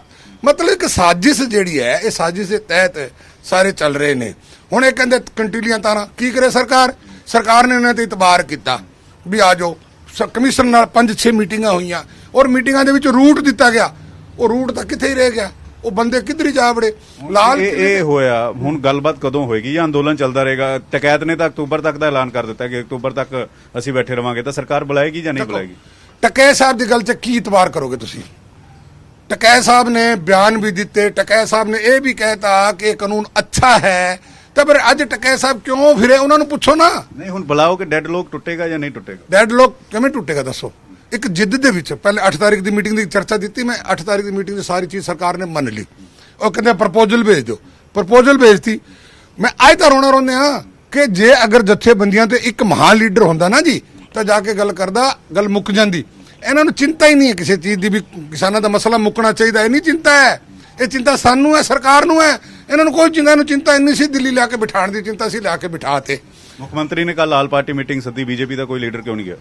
ਦੇਖੋ ਉਹ ਕੀ ਜਾ ਕੇ ਕਰਨਾ, ਕੀ ਜਦੋਂ ਝੂਠ ਦੇ ਪਲੰਦੇ ਪਾੜਨੇ ਆ, ਉਹ ਝੂਠ ਦੇ ਵਿੱਚ ਜਾ ਕੇ ਕੋਈ ਕੀ ਕਰੇਗਾ? ਇਹਨਾਂ ਝੂਠ ਮਾਰਨਾ ਹੈ, ਝੂਠੀ ਗੱਲ ਕਰਨੀ ਹੈ। ਉਹਨਾਂ ਨੇ ਕਹਿਤਾ ਵਿਧਾਨ ਸਭਾ ਦੇ ਦੁਆਰਾ ਮਤੇ ਲਿਆ ਕੇ ਲਿਆਂਦੇ ਜਾ ਰਹੇ। ਉਹ ਉਹਨਾਂ ਦੀ ਮਰਜ਼ੀ ਹੈ, ਮਤੇ ਲਿਆਓ ਨਾ ਲਿਆਓ, ਜਦੋਂ ਸਰਕਾਰ ਸਭ ਕੁਝ ਕਰਨ ਨੂੰ ਤਿਆਰ ਹੈ। ਦੇਖੋ ਗੱਲ ਸੁਣੋ, ਸੁਪਰੀਮ ਕੋਰਟ ਨੇ ਕਹਿਤਾ, ਸੁਪਰੀਮ ਕੋਰਟ ਦਾ ਕਮੇਟੀ ਬਣਾ ਦਿੰਦੇ ਆ ਔਰ ਇਹਨੂੰ ਹੋਲਡ ਕਰ ਦਿੰਦੇ ਆ, ਔਰ ਪ੍ਰਧਾਨ ਮੰਤਰੀ ਮੋਦੀ ਸਾਹਿਬ ਨੇ ਕਹਿਤਾ ਹੁਣ ਕਿਸਾਨ ਜਥੇਬੰਦੀਆਂ ਵੀ ਫੋਨ ਕਰੋ, ਫੋਨ ਦੀ ਦੂਰੀ ਹੈ, ਆ ਜਾਓ ਮੀਟਿੰਗ ਕਰ ਲੈਂਦੇ ਆ। ਕਿਉਂ ਇਹ ਨਹੀਂ ਕਹਿ ਸਕਦੇ? ਇਹਨਾਂ ਨੂੰ ਇਹਨਾਂ ਕੀ ਇੱਜ਼ਤ ਦਾ ਸਵਾਲ ਹੈ? ਸਰਕਾਰ ਵੱਡਾ ਦਿਲ ਦਿਖਾਵੇ, ਕਿਸਾਨ ਜਥੇਬੰਦੀਆਂ ਇਹਨਾਂ ਪ੍ਰੈਸਟੀਜ ਚੁੱਕੇ ਕਰਨ ਫੋਨ। ਉਹ ਕਹਿ ਰਹੇ ਕਿ ਪਹਿਲਾਂ ਪਰਚੇ ਜਿਹੜੇ ਆ ਉਹ ਰੱਦ ਕਰੋ, ਜਿਹੜੇ ਜੇਲ੍ਹਾਂ 'ਚ ਬੰਦ ਆ ਉਹਨਾਂ ਨੂੰ ਬਾਹਰ ਕਢਾਓ। ਕਦੋਂ ਜੇਲ੍ਹਾਂ 'ਚ ਗਏ ਸੀ? ਕਦੋਂ ਗਏ ਸੀ ਜੇਲ੍ਹਾਂ 'ਚ? ਕਦੋਂ ਗਏ ਸੀ ਜੇਲ੍ਹਾਂ 'ਚ? ਕਦੋਂ? ਪਹਿਲੇ ਤਾਂ ਗਏ ਹੋਏ 26 ਜਨਵਰੀ ਗਏ ਨਾ। ਤੇ ਕੀ ਲਾਅ ਐਂਡ ਆਰਡਰ ਨੂੰ ਕੰਟਰੋਲ ਕਰਨਾ ਜਾਂ ਕੁਝ ਉਹ ਗੱਲ ਨਹੀਂ ਕਰਨਾ, ਇਹ ਕੋਈ ਗੱਲ ਥੋੜੀ ਹੁੰਦੀ ਹੈ। ਕਿਉਂ? ਮਤਲਬ ਲਾਲ ਕਿਲੇ ਜਾਣ ਦਾ ਕੀ ਮਤਲਬ ਕੀ ਸੀ? ਤੁਸੀਂ ਆਏ ਲਾਲ ਕਿਲਾ ਜਿੱਤਣ ਵਾਸਤੇ ਆਏ ਹੋ? ਕੀ ਤੁਸੀਂ ਉਹ ਲਾਲ ਕਿਲਾ ਜਿੱਤ ਲਿਆ? ਉਲਟਾ ਦੇਸ਼ ਤੇ ਤੁਸੀਂ ਨੱਕ ਵਢਾ ਕੇ ਛੱਡਤੀ। ਲਾਲ ਕਿਲਾ ਕਿਹਦਾ ਹੈ? ਆਪਣਾ ਹੀ ਹੈ ਸਾਰਾ, ਸਾਰੇ ਦੇਸ਼ ਵਾਸੀ ਸਾਡਾ ਹੀ ਹੈ। ਪੰਜਾਬ ਦਾ ਵੀ ਹੈ, ਹਰਿਆਣਾ ਦਾ ਵੀ ਹੈ, ਹਿਮਾਚਲ ਦਾ ਵੀ ਹੈ, 28 ਜਿਹੜੇ ਸੂਬੇ ਸਾਰਿਆਂ ਦਾ ਹੈ। ਪਰ ਜੈਨੀ ਸਾਹਿਬ ਅੱਗੇ ਹੋਏਗਾ ਕੀ? ਹੁਣ ਮੇਰਾ ਸਵਾਲ ਇਹ ਹੈ, ਲੋਕਾਂ ਦਾ ਸਵਾਲ ਇਹ ਹੈ, ਕਿਸਾਨਾਂ ਦਾ ਸਵਾਲ ਅੱਗੇ ਹੋਏਗਾ ਕੀ? ਅੰਦੋਲਨ ਇਦਾਂ ਹੀ ਚੱਲਦਾ ਰਹੇਗਾ, ਸਰਕਾਰ ਇਦਾਂ ਹੀ ਸਖਤ ਹੁੰਦੀ ਰਹੇਗੀ, ਜਾਂ ਫਿਰ ਗੱਲਬਾਤ ਚੱਲੇਗੀ? ਮੇਰੀ ਗੱਲ ਸੁਣੋ, ਕੋਈ ਰਾਏ ਕਿਸੇ ਦੀ ਮੰਨਦਾ ਹੈ, ਮੈਂ ਰਾਏ ਦੇ ਦੇਣਾ, ਔਰ ਰਾਏ ਹਮੇਸ਼ਾ ਹੀ ਇਸ ਤਰ੍ਹਾਂ ਹੀ ਹੋਇਆ ਕਿ ਜਦੋਂ 10 ਮੈਂਬਰੀ ਕਮੇਟੀ ਬਣ ਜੇ, 5 ਮੈਂਬਰ ਹੋ ਜਾਣ ਜਥੇਬੰਦੀਆਂ ਵੱਲੋਂ, 5 ਹੋ ਜਾਣ ਸਰਕਾਰ ਦੇ, और रिटायर जज कोई ला दो चेयरमैन और होल्ड कर दो ਉਹ ਕਮੇਟੀ ਜਦੋਂ ਤੱਕ ਫੈਸਲਾ ਉਹਦੇ ਵਿੱਚ ਤੁਸੀਂ ਟਾਈਮ ਹੀ ਨਾ ਰੱਖੋ ਵੀ 1.5 ਸਾਲ 2 ਸਾਲ ਕਿਆ ਤੁੱਕਾ ਹੈ ਸਰਕਾਰ ਮੰਨੇਗੀ ਕਿ 2 ਸਾਲ ਦੇ ਉੱਤੇ ਟਾਈਮ ਹੀ ਨਾ ਰੱਖੋ, ਜਿਹੜੀ ਗੱਲ ਤੁਸੀਂ ਕਹਿ ਰਹੇ ਹੋ ਸਰਕਾਰ ਮੰਨੇਗੀ ਇਸ ਗੱਲ ਤੇ? ਟਾਈਮ ਰੱਖਣ ਦੀ ਲੋੜ ਕਿੰਨੀ ਹੈ ਜਦੋਂ ਕਮੇਟੀ ਬਣਾ ਦੇਣ। ਨਹੀਂ, ਸਰਕਾਰ ਮੰਨੇਗੀ। ਸਰਕਾਰ ਨੇ ਤਾਂ 1.5 ਤੋਂ 2 ਸਾਲ ਕਿਹਾ ਸੀ। ਸਰਕਾਰ ਨਵੇਂ ਪ੍ਰਪੋਜ਼ਲ 'ਚ ਇਹ ਗੱਲ ਮੰਨੇਗੀ ਕਿ ਜਦੋਂ ਤੱਕ ਕਮੇਟੀ ਫੈਸਲਾ ਨਹੀਂ ਸੁਣਾਉਂਦੀ ਉਦੋਂ ਚਾਹੇ 5 ਸਾਲ ਲੱਗ ਜਾਣ 10 ਸਾਲ ਲੱਗ ਜਾਣ। ਸੁਪਰੀਮ ਕੋਰਟ ਨੇ ਵੀ ਕਿਹਾ ਸੀ ਨਾ ਵੀ ਕਮੇਟੀ ਬਣਾ ਦਿਓ, ਚਲੋ ਕਮੇਟੀ ਉਹਨਾਂ ਨੂੰ ਨਹੀਂ ਪਸੰਦ ਆਈ ਤਾਂ ਉੱਥੇ ਐਪਲੀਕੇਸ਼ਨ ਦਿੰਦੇ ਆਪ ਦੀ ਕੋਈ ਕਮੇਟੀ ਚੇਂਜ ਕਰ ਲੈਂਦੇ, ਉੱਥੇ ਕੋਈ ਰੁਕਾਵਟ ਥੋੜੀ ਸੀਗੀ। ਤੇ ਹੁਣ ਸਰਕਾਰ ਤਾਂ ਆਲਰੇਡੀ ਪਹਿਲੇ ਵੀ ਕਹਿ ਚੁੱਕੀ ਹੈ 1.5 ਤੋਂ 2 ਸਾਲ ਸੀ। ਸਰਕਾਰ ਮੰਨੇਗੀ ਚਾਹੇ 10 ਸਾਲ ਲੱਗ ਜਾਣ, ਚਾਹੇ 5 ਸਾਲ ਲੱਗ ਜਾਣ, 20 ਸਾਲ ਲੱਗ ਜਾਣ। ਤੁਸੀਂ 1.5-2 ਸਾਲ ਦੀ ਗੱਲ ਕਿਉਂ ਕਰਦੇ ਹੋ? ਸਰਕਾਰ ਨੇ ਕੀਤੀ। ਮੇਰੀ ਗੱਲ ਸੁਣ, ਕਿਉਂ ਕਰਦੇ ਆਪਾਂ? 5 ਬੰਦੇ ਜਥੇਬੰਦੀਆਂ ਦੇ, 5 ਬੰਦੇ ਸਰਕਾਰ ਦੇ, ਜੋ 10 ਬੰਦੇ ਕਮੇਟੀ, 11ਵਾਂ ਚੇਅਰਮੈਨ ਹੋਵੇ ਰਿਟਾਇਰ ਸੁਪਰੀਮ ਕੋਰਟ ਦਾ ਜੱਜ ਕੋਈ ਹੋ ਜੇ, ਤਾਂ ਇਹਨਾਂ ਦਾ ਡਿਸਕਸ਼ਨ ਹੋਵੇ। ਜੋ ਇਹਦੇ ਵਿੱਚ ਕਿਸਾਨ ਦੇ ਹਿੱਤ ਦੀ ਗੱਲ ਹੈ ਔਰ ਜਿਹੜੀ ਗੱਲ ਹੈ ਉਹ ਸਰਕਾਰ ਤਿਆਰ ਹੈ। ਜਦੋਂ ਕਮੇਟੀ ਫੈਸਲਾ ਕਰੇਗੀ ਤਾਂ ਸਾਰੇ ਮੰਨਣਗੇ ਨਾ ਜੀ। ਫਿਰ ਇਹਦੇ ਵਿੱਚ ਵੀ 1.5 ਸਾਲ ਹੋਲਡ ਕਰੋ। ਫਿਰ ਹੋਲਡ ਕਾਹਦਾ? ਜਦੋਂ ਤੱਕ ਕਮੇਟੀ ਫੈਸਲਾ ਦੇ 6 ਮਹੀਨੇ ਦੇ ਦੇਵੇ, ਕਮੇਟੀ ਸਾਲ ਨੂੰ ਦੇ ਦੇਵੇ, ਉਸ ਫੈਸਲੇ ਨੂੰ ਮੰਨ ਕੇ ਉਸ ਕਾਨੂੰਨ ਦੇ ਵਿੱਚ ਤਬਦੀਲ ਕਰ ਲਿੱਤਾ ਜਾਵੇ। 5 ਸਾਲ ਦੇ ਦੇ, 10 ਸਾਲ ਦੇ ਦੇ ਕਮੇਟੀ। ਕਮੇਟੀ ਜਦੋਂ ਜਥੇਬੰਦੀਆਂ ਦੇ ਬੰਦੇ ਨਾਲ ਹੋਣਗੇ ਨਾ ਜੀ, ਤੇ ਬੌਂਡ ਕਰ ਦਿਓ, ਟਾਈਮ ਬੌਂਡ ਕਰ ਦਿਓ ਵੀ 6 ਮਹੀਨੇ ਦੇ ਵਿੱਚ ਫੈਸਲਾ ਦਿਓ ਤਾਂ ਹੋ ਸਕਦਾ ਹੈ। ਕਿਹੜੀ ਗੱਲ ਹੈ? ਇਹ ਤਾਂ ਬੌਂਡ ਕੀਤੀ ਜਾ ਸਕਦਾ ਵੀ 6 ਮਹੀਨੇ। ਫਿਰ ਆਪਾਂ ਕਹੀਏ ਵੀ 1.5 ਸਾਲ ਹੋਲਡ ਕਰੋ। ਜਦੋਂ ਅਸੀਂ ਕਮੇਟੀ ਬਣਾ ਰਹੇ ਹਾਂ, ਕਿੱਥੋਂ ਦੀ ਗੱਲ ਅਸੀਂ ਕਿੱਥੇ ਲਿਜਾ ਰਹੇ? ਜਦੋਂ ਕਮੇਟੀ ਬਣਾ ਰਹੇ ਹਾਂ, ਕਮੇਟੀ ਦਾ ਅਸੀਂ ਸਿੱਟ ਦਈਏ, ਜੋ ਕਮੇਟੀ ਫੈਸਲਾ ਕਰਾਉਣਾ ਮੰਨ ਲਈਏ। ਮੁਆਵਜ਼ਾ ਨਹੀਂ ਦੇ ਰਹੇ, ਰਿਹਾ ਵੀ ਨਹੀਂ ਕਰ ਰਹੀ ਸਰਕਾਰ। ਦੇਖੋ ਕਾਨੂੰਨ ਪ੍ਰਕਿਰਿਆ ਹੈ, ਇਹਦੇ ਵਿੱਚ ਸਰਕਾਰ ਦੀ ਮਰਜ਼ੀ ਹੈ। ਜੇ ਫੈਸਲਾ ਹੋਵੇ ਤਾਂ ਸਾਰਾ ਹੀ ਹੋ ਜਾਣਾ ਫੈਸਲਾ। ਉਹ ਬੱਚੇ ਕਿਤੇ ਬੱਚੇ ਸਾਡੇ ਹੀ ਹੈ, ਕੋਈ ਬੇਗਾਨੇ ਨਹੀਂ ਹੈ। ਉਹ ਇਹਨਾਂ ਦੇ ਭੁਲੇਖੇ 'ਚ ਆ ਗਏ ਤਾਂ ਮਾਂ ਪਿਓ ਦੇ ਇੰਟਰਵਿਊ ਲੈ ਕੇ ਆਓ ਪਿੱਛੇ। ਤੁਸੀਂ ਕਹਿ ਰਹੇ ਹੋ ਮਾਫ ਕਰ ਸਕਦੀ ਸਰਕਾਰ, ਅਗਰ ਗੱਲਬਾਤ ਚੱਲੇਗੀ ਔਰ ਗੱਲਬਾਤ ਦੇ ਵਿੱਚ ਇਹ ਫੈਸਲਾ ਹੁੰਦਾ ਤਾਂ ਉਹ ਵੀ ਫੈਸਲਾ ਹੋ ਜਾਏਗਾ। ਇੱਥੇ 2-3 ਜਿਹੜੇ ਬੱਚੇ ਅੰਦਰ ਨੇ ਨਾ, ਉਹਨਾਂ ਦੇ ਮਾਂ ਪਿਓ, ਦੇਖੋ ਸਾਡਾ ਲਿੰਕ ਪੰਜਾਬ 'ਚ ਸਾਰੇ ਹੀ ਹੈ। ਦੇਖੋ ਮੈਂ 15 ਸਾਲ ਮਿਨਿਸਟਰ ਰਿਹਾ ਤੇ ਸਾਰੇ ਮਹਿਕਮੇ ਰਹੇ ਤੇ ਮਹਿਕਮੇ ਦੀ ਮੇਰੇ ਲਿੰਕ ਪੰਜਾਬ ਦੇ ਸਾਰੇ ਬੰਦਿਆਂ ਨਾਲ ਹੀ ਹੈ। ਮੇਰੇ ਕੋਲ 2-4 ਦੇ ਫੋਨ ਆਏ, ਮੈਂ ਕਿਹਾ ਜੀ ਐਵੇਂ ਕਰਕੇ ਸਾਡੇ ਬੱਚੇ, ਮੈਂ ਕਿਹਾ ਜੀ ਮਾਤਾ ਜੀ ਉੱਥੇ ਬੱਚੇ ਗਏ ਕਾਹਦੇ ਵਾਸਤੇ ਸੀ? ਬਈ ਇਹ ਬੁਲਾ ਕੇ ਲੈ ਗਏ। ਦੱਸੋ, ਉਹ ਪੈਰੈਂਟਸ ਨੂੰ ਜਾ ਕੇ ਪੁੱਛੋ ਕੀ ਕਹਿੰਦੇ ਆ। ਜਿਨ੍ਹਾਂ ਦੇ ਬੱਚੇ ਅੱਜ ਅੰਦਰ ਹੈ, ਮਾਂ ਪਿਓ ਨੂੰ ਨੀਂਦ ਥੋੜੀ ਆਉਂਦੀ ਹੈ। ਬੱਚੇ ਕਿਸੇ ਦੇ ਵੀ ਹੋ, ਮੇਰੇ ਬੱਚੇ ਹੋਣ, ਤੁਹਾਡੇ ਬੱਚੇ ਹੋਣ, ਜਾਂ ਕਿਸੇ ਮਾਂ ਪਿਓ ਦੇ ਬੱਚੇ ਹੋਣ, ਬੱਚੇ ਤਾਂ ਬੱਚੇ ਹੁੰਦੇ ਆ। ਚਲੋ ਆ ਗਏ, ਕੋਈ ਹੋਰ ਨਹੀਂ ਹੈ। ਸਰਕਾਰ ਦੇਖੋ ਇਹਨਾਂ ਬਾਰੇ ਕਿਸੇ ਬਾਰੇ ਗਲਤ ਨਹੀਂ ਸੋਚ ਰਹੀ। ਅਗਰ ਸਰਕਾਰ ਗਲਤ ਸੋਚਦੀ ਪੁਲਿਸ ਕਿਉਂ ਕੁੱਟ ਖਾਂਦੀ? ਤਾਂ ਸੁਰਜੀਤ ਕੁਮਾਰ ਜੈਨੀ ਸਾਫ਼ ਤੌਰ ਤੇ ਕਹਿ ਰਹੇ ਹੈ ਕਿ ਕਿਸਾਨ ਜਥੇਬੰਦੀਆਂ ਅੱਗੇ ਆਣ ਔਰ ਜੋ 1.5 ਤੋਂ 2 ਸਾਲ ਦਾ ਸੀ ਉਹਨੂੰ ਰੱਦ ਕਰਕੇ ਅਗਰ ਹੋਰ ਵੀ ਜ਼ਿਆਦਾ ਕਰਨਾ ਹੈ, 2 ਸਾਲ ਤੋਂ ਵੱਧ ਵੀ ਕਰਨਾ ਹੈ ਜਾਂ 2 ਸਾਲ ਤੋਂ ਘੱਟ ਵੀ ਕਰਨਾ ਹੈ, ਕਮੇਟੀ ਤੈਅ ਕਰੇਗੀ, ਕਮੇਟੀ ਫੈਸਲਾ ਸੁਣਾਏਗੀ। ਔਰ ਜੋ ਜੇਲ੍ਹਾਂ 'ਚ ਬੰਦ ਨੇ ਲੋਕ, ਜੋ 26 ਜਨਵਰੀ ਦੀ ਹਿੰਸਾ ਤੋਂ ਬਾਅਦ ਜੇਲ੍ਹਾਂ 'ਚ ਬੰਦ ਕੀਤੇ ਗਏ, ਉਸ ਦਾ ਫੈਸਲਾ ਵੀ ਨਾਲ ਹੀ ਹੋ ਜਾਏਗਾ। ਇਹ तमाम ਗੱਲਬਾਤ ਜਿਹੜੀ ਹੈ ਨਿਊਜ਼ 18 ਨਾਲ ਕੀਤੀ। ठीक है पंकज, फिलहाल शुक्रिया तमाम गलबात वास्ते। तो तुसीं सुन रहे सी भाजपा आगू सुरजीत जियाणी नूं, जिन्हां वल्लों तमाम गल्लां किसान अंदोलन नूं लैके कीतियां गईयां। किसान अंदोलन ते सुरजीत जियाणी दी वड्डी स्टेटमेंट सामने आईयां ने। किसानां दे मामले ते सियासत हो रही है। सुरजीत जियाणी वालों एक गल कही गई, पंजाब दे विच राष्ट्रपति शासन दा सवाल ही नहीं उठदा, जिस तरह कि पिछले दिन रवनीत बिट्टू वालों एक खदशा जताया गया सी। और पंजाब दी कानून व्यवस्था सूबा सरकार दा मामला है, क्योंकि लगातार निगम चोणां नूं लैके वख-वख थावां ते हिंसा वेखण नूं मिल रही है और सारे जथेबंदियां दा एक वड्डा लीडर अगे आके गल करे। सुरजीत जियाणी वालों एक गल कही गई, 26 जनवरी नूं साजिश तहत हिंसा की गई। राकेश टिकैत ने पहला कानूनां दा समर्थन कीता सी। तां वड्डे इल्जाम जिहड़े ने वो सुरजीत जियाणी वालों भाजपा आगू वालों लगाए जा रहे हैं। राकेश टिकैत किसान आगू ते भी लगाए जा रहे हैं कि पहला उन्हां वालों समर्थन किया गया सीगा खेती कानूनां दा। जिस वेले उन्हां दी मुलाकात हुई सी फजलका दे विच सुरजीत जियाणी दे नाल, तां उस वेले समर्थन किया गया सी कानूनां दा। राकेश टिकैत वालों एक कहना है सुरजीत जियाणी दा, ते वड्डी स्टेटमेंट कह सकदे कि सुरजीत जियाणी वालों दित्ती गई है तमाम मसलियां नूं लैके।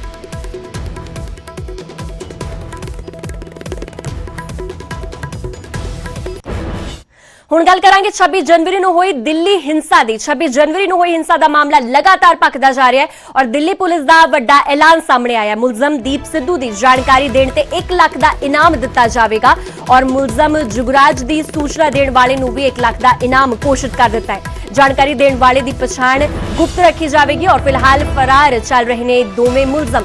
ਤੇ ਦੋ ਨਾਮ ਤੁਹਾਨੂੰ ਦੱਸ ਰਿਹਾ, ਦੀਪ ਸਿੱਧੂ ਔਰ ਜੁਗਰਾਜ ਦਾ ਨਾਮ ਲਿਆ ਜਾ ਰਿਹਾ ਹੈ। ਦੋਵੇਂ ਹੀ ਫਿਲਹਾਲ ਫਰਾਰ ਚੱਲ ਰਹੇ। ਹਾਲਾਂਕਿ ਦੀਪ ਸਿੱਧੂ ਵੱਲੋਂ ਵਾਰ-ਵਾਰ ਲਾਈਵ ਕਰਕੇ ਗੱਲ ਕਹੀ ਜਾ ਰਹੀ ਹੈ ਕਿ ਮੈਂ ਸਿੰਘੂ ਬਾਰਡਰ ਤੇ ਹੀ ਮੌਜੂਦ ਹਾਂ ਔਰ ਮੈਨੂੰ ਕਿਸੇ ਚੀਜ਼ ਦਾ ਡਰ ਨਹੀਂ ਹੈ, ਮੈਨੂੰ ਗ੍ਰਿਫਤਾਰੀ ਦਾ ਡਰ ਨਹੀਂ ਹੈ। ਪਰ ਹੁਣ ਦਿੱਲੀ ਪੁਲਿਸ ਵੱਲੋਂ ਅਹਿਮ ਐਲਾਨ ਕਰ ਦਿੱਤੇ ਗਏ ਨੇ, ਜੋ ਕੋਈ ਵੀ ਮੁਲਜ਼ਮ ਦੀਪ ਸਿੱਧੂ ਦੀ ਜਾਣਕਾਰੀ ਦੇਵੇਗਾ ਉਸ ਨੂੰ 1 ਲੱਖ ਦਾ ਇਨਾਮ ਦਿੱਤਾ ਜਾਵੇਗਾ ਔਰ ਜੋ ਕੋਈ ਵੀ ਮੁਲਜ਼ਮ ਜੁਗਰਾਜ ਦੀ ਸੂਚਨਾ ਦੇਵੇਗਾ ਉਸ ਨੂੰ ਵੀ 1 ਲੱਖ ਦਾ ਇਨਾਮ ਘੋਸ਼ਿਤ ਕਰ ਦਿੱਤਾ ਗਿਆ। ਇਸ ਦੇ ਨਾਲ ਜੋ ਸੂਚਨਾ ਦੇਵੇਗਾ ਉਸ ਦੀ ਪਛਾਣ ਗੁਪਤ ਰੱਖੀ ਜਾਵੇਗੀ। ਇਹ ਵੀ ਗੱਲ ਦਿੱਲੀ ਪੁਲਿਸ ਵੱਲੋਂ ਕੀਤੀ ਗਈ ਹੈ। ਤੇ ਤੁਹਾਨੂੰ ਦੱਸ ਦਈਏ ਕਿ ਦਿੱਲੀ ਪੁਲਿਸ ਵੱਲੋਂ ਲਗਾਤਾਰ ਐਕਸ਼ਨ ਜਾਰੀ ਹੈ। ਕਈ ਲੋਕਾਂ ਨੂੰ ਹਿਰਾਸਤ ਦੇ ਵਿੱਚ ਲਿਆ ਜਾ ਚੁੱਕਿਆ ਔਰ ਇਸ ਦੇ ਨਾਲ ਹੀ ਕਈ ਪਰਚੇ ਵੀ ਦਰਜ ਕੀਤੇ ਜਾ ਚੁੱਕੇ ਨੇ। ਫਿਲਹਾਲ ਇਸ ਮਾਮਲੇ ਤੇ ਵਧੇਰੇ ਜਾਣਕਾਰੀ ਵਾਸਤੇ मेरे सहयोगी शंकर आनंद सर दिल्ली तो जुड़े हुए ने।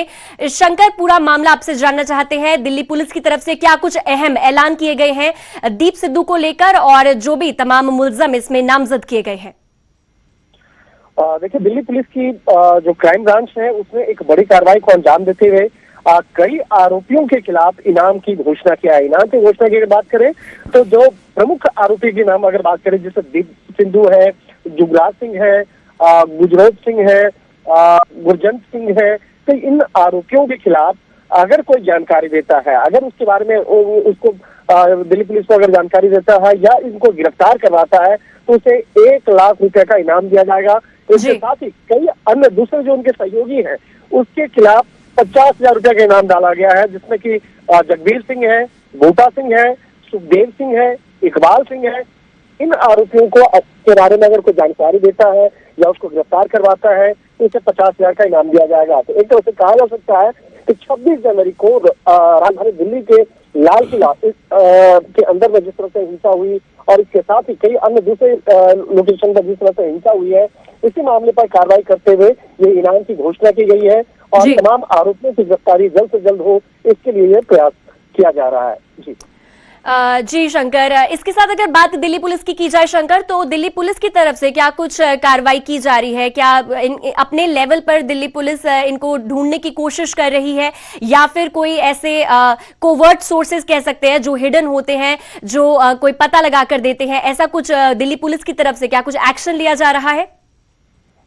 देखिए, दिल्ली पुलिस अपने खुद से प्रयास कर रही है कि जितना ज्यादा इन आरोपियों को पकड़ा जाए। इसके साथ ही जो अपने मुखबिर को भी काफी एक्टिव किया गया है, जो इन आरोपियों के खिलाफ इंफॉर्मेशन को जुटा करके क्राइम ब्रांच को इस मामले की जानकारी देगा, तो इनको भी एक्टिव किया गया है। और इसके साथ साथ कई टीम का गठन किया गया है, जो क्राइम ब्रांच की टीम, इसके साथ ही दिल्ली पुलिस की जो टीम है इस मामले में गठन करने के बाद इस मामले पर अलग अलग जगहों पर तैनात किया गया। यहाँ तक कि पंजाब की बात करें, पंजाब में भी कुछ टीम दिल्ली पुलिस की एक्टिव है और इसके साथ ही हरियाणा में भी कुछ टीम जो है एक्टिव है, जो आरोपियों से संबंधित लोकेशन पर नजर बनाए हुए हैं और जैसे ही आरोपी उस लोकेशन में पहुंचेंगे तो उसे जल्द से जल्द गिरफ्तार भी किया जाएगा। तो इस तरह से कह सकते हैं कि 26 जनवरी को जिस तरह से राजधानी दिल्ली में उग्र हिंसा हुई है, उस मामले को देखते हुए, इस मामले की गंभीरता को देखते हुए दिल्ली पुलिस एक तरफ इनाम की घोषणा कर रही है, तो वहीं दूसरी तरफ देखा जाए तो जल्द से जल्द उन आरोपियों को गिरफ्तार करने के लिए तमाम प्रयास किए जा रहे हैं। जी शुक्रिया शंकर इस खबर पर तमाम जानकारी के लिए। आप बने रहे इस खबर पर, आगे भी आपसे जानकारी लेते रहेंगे।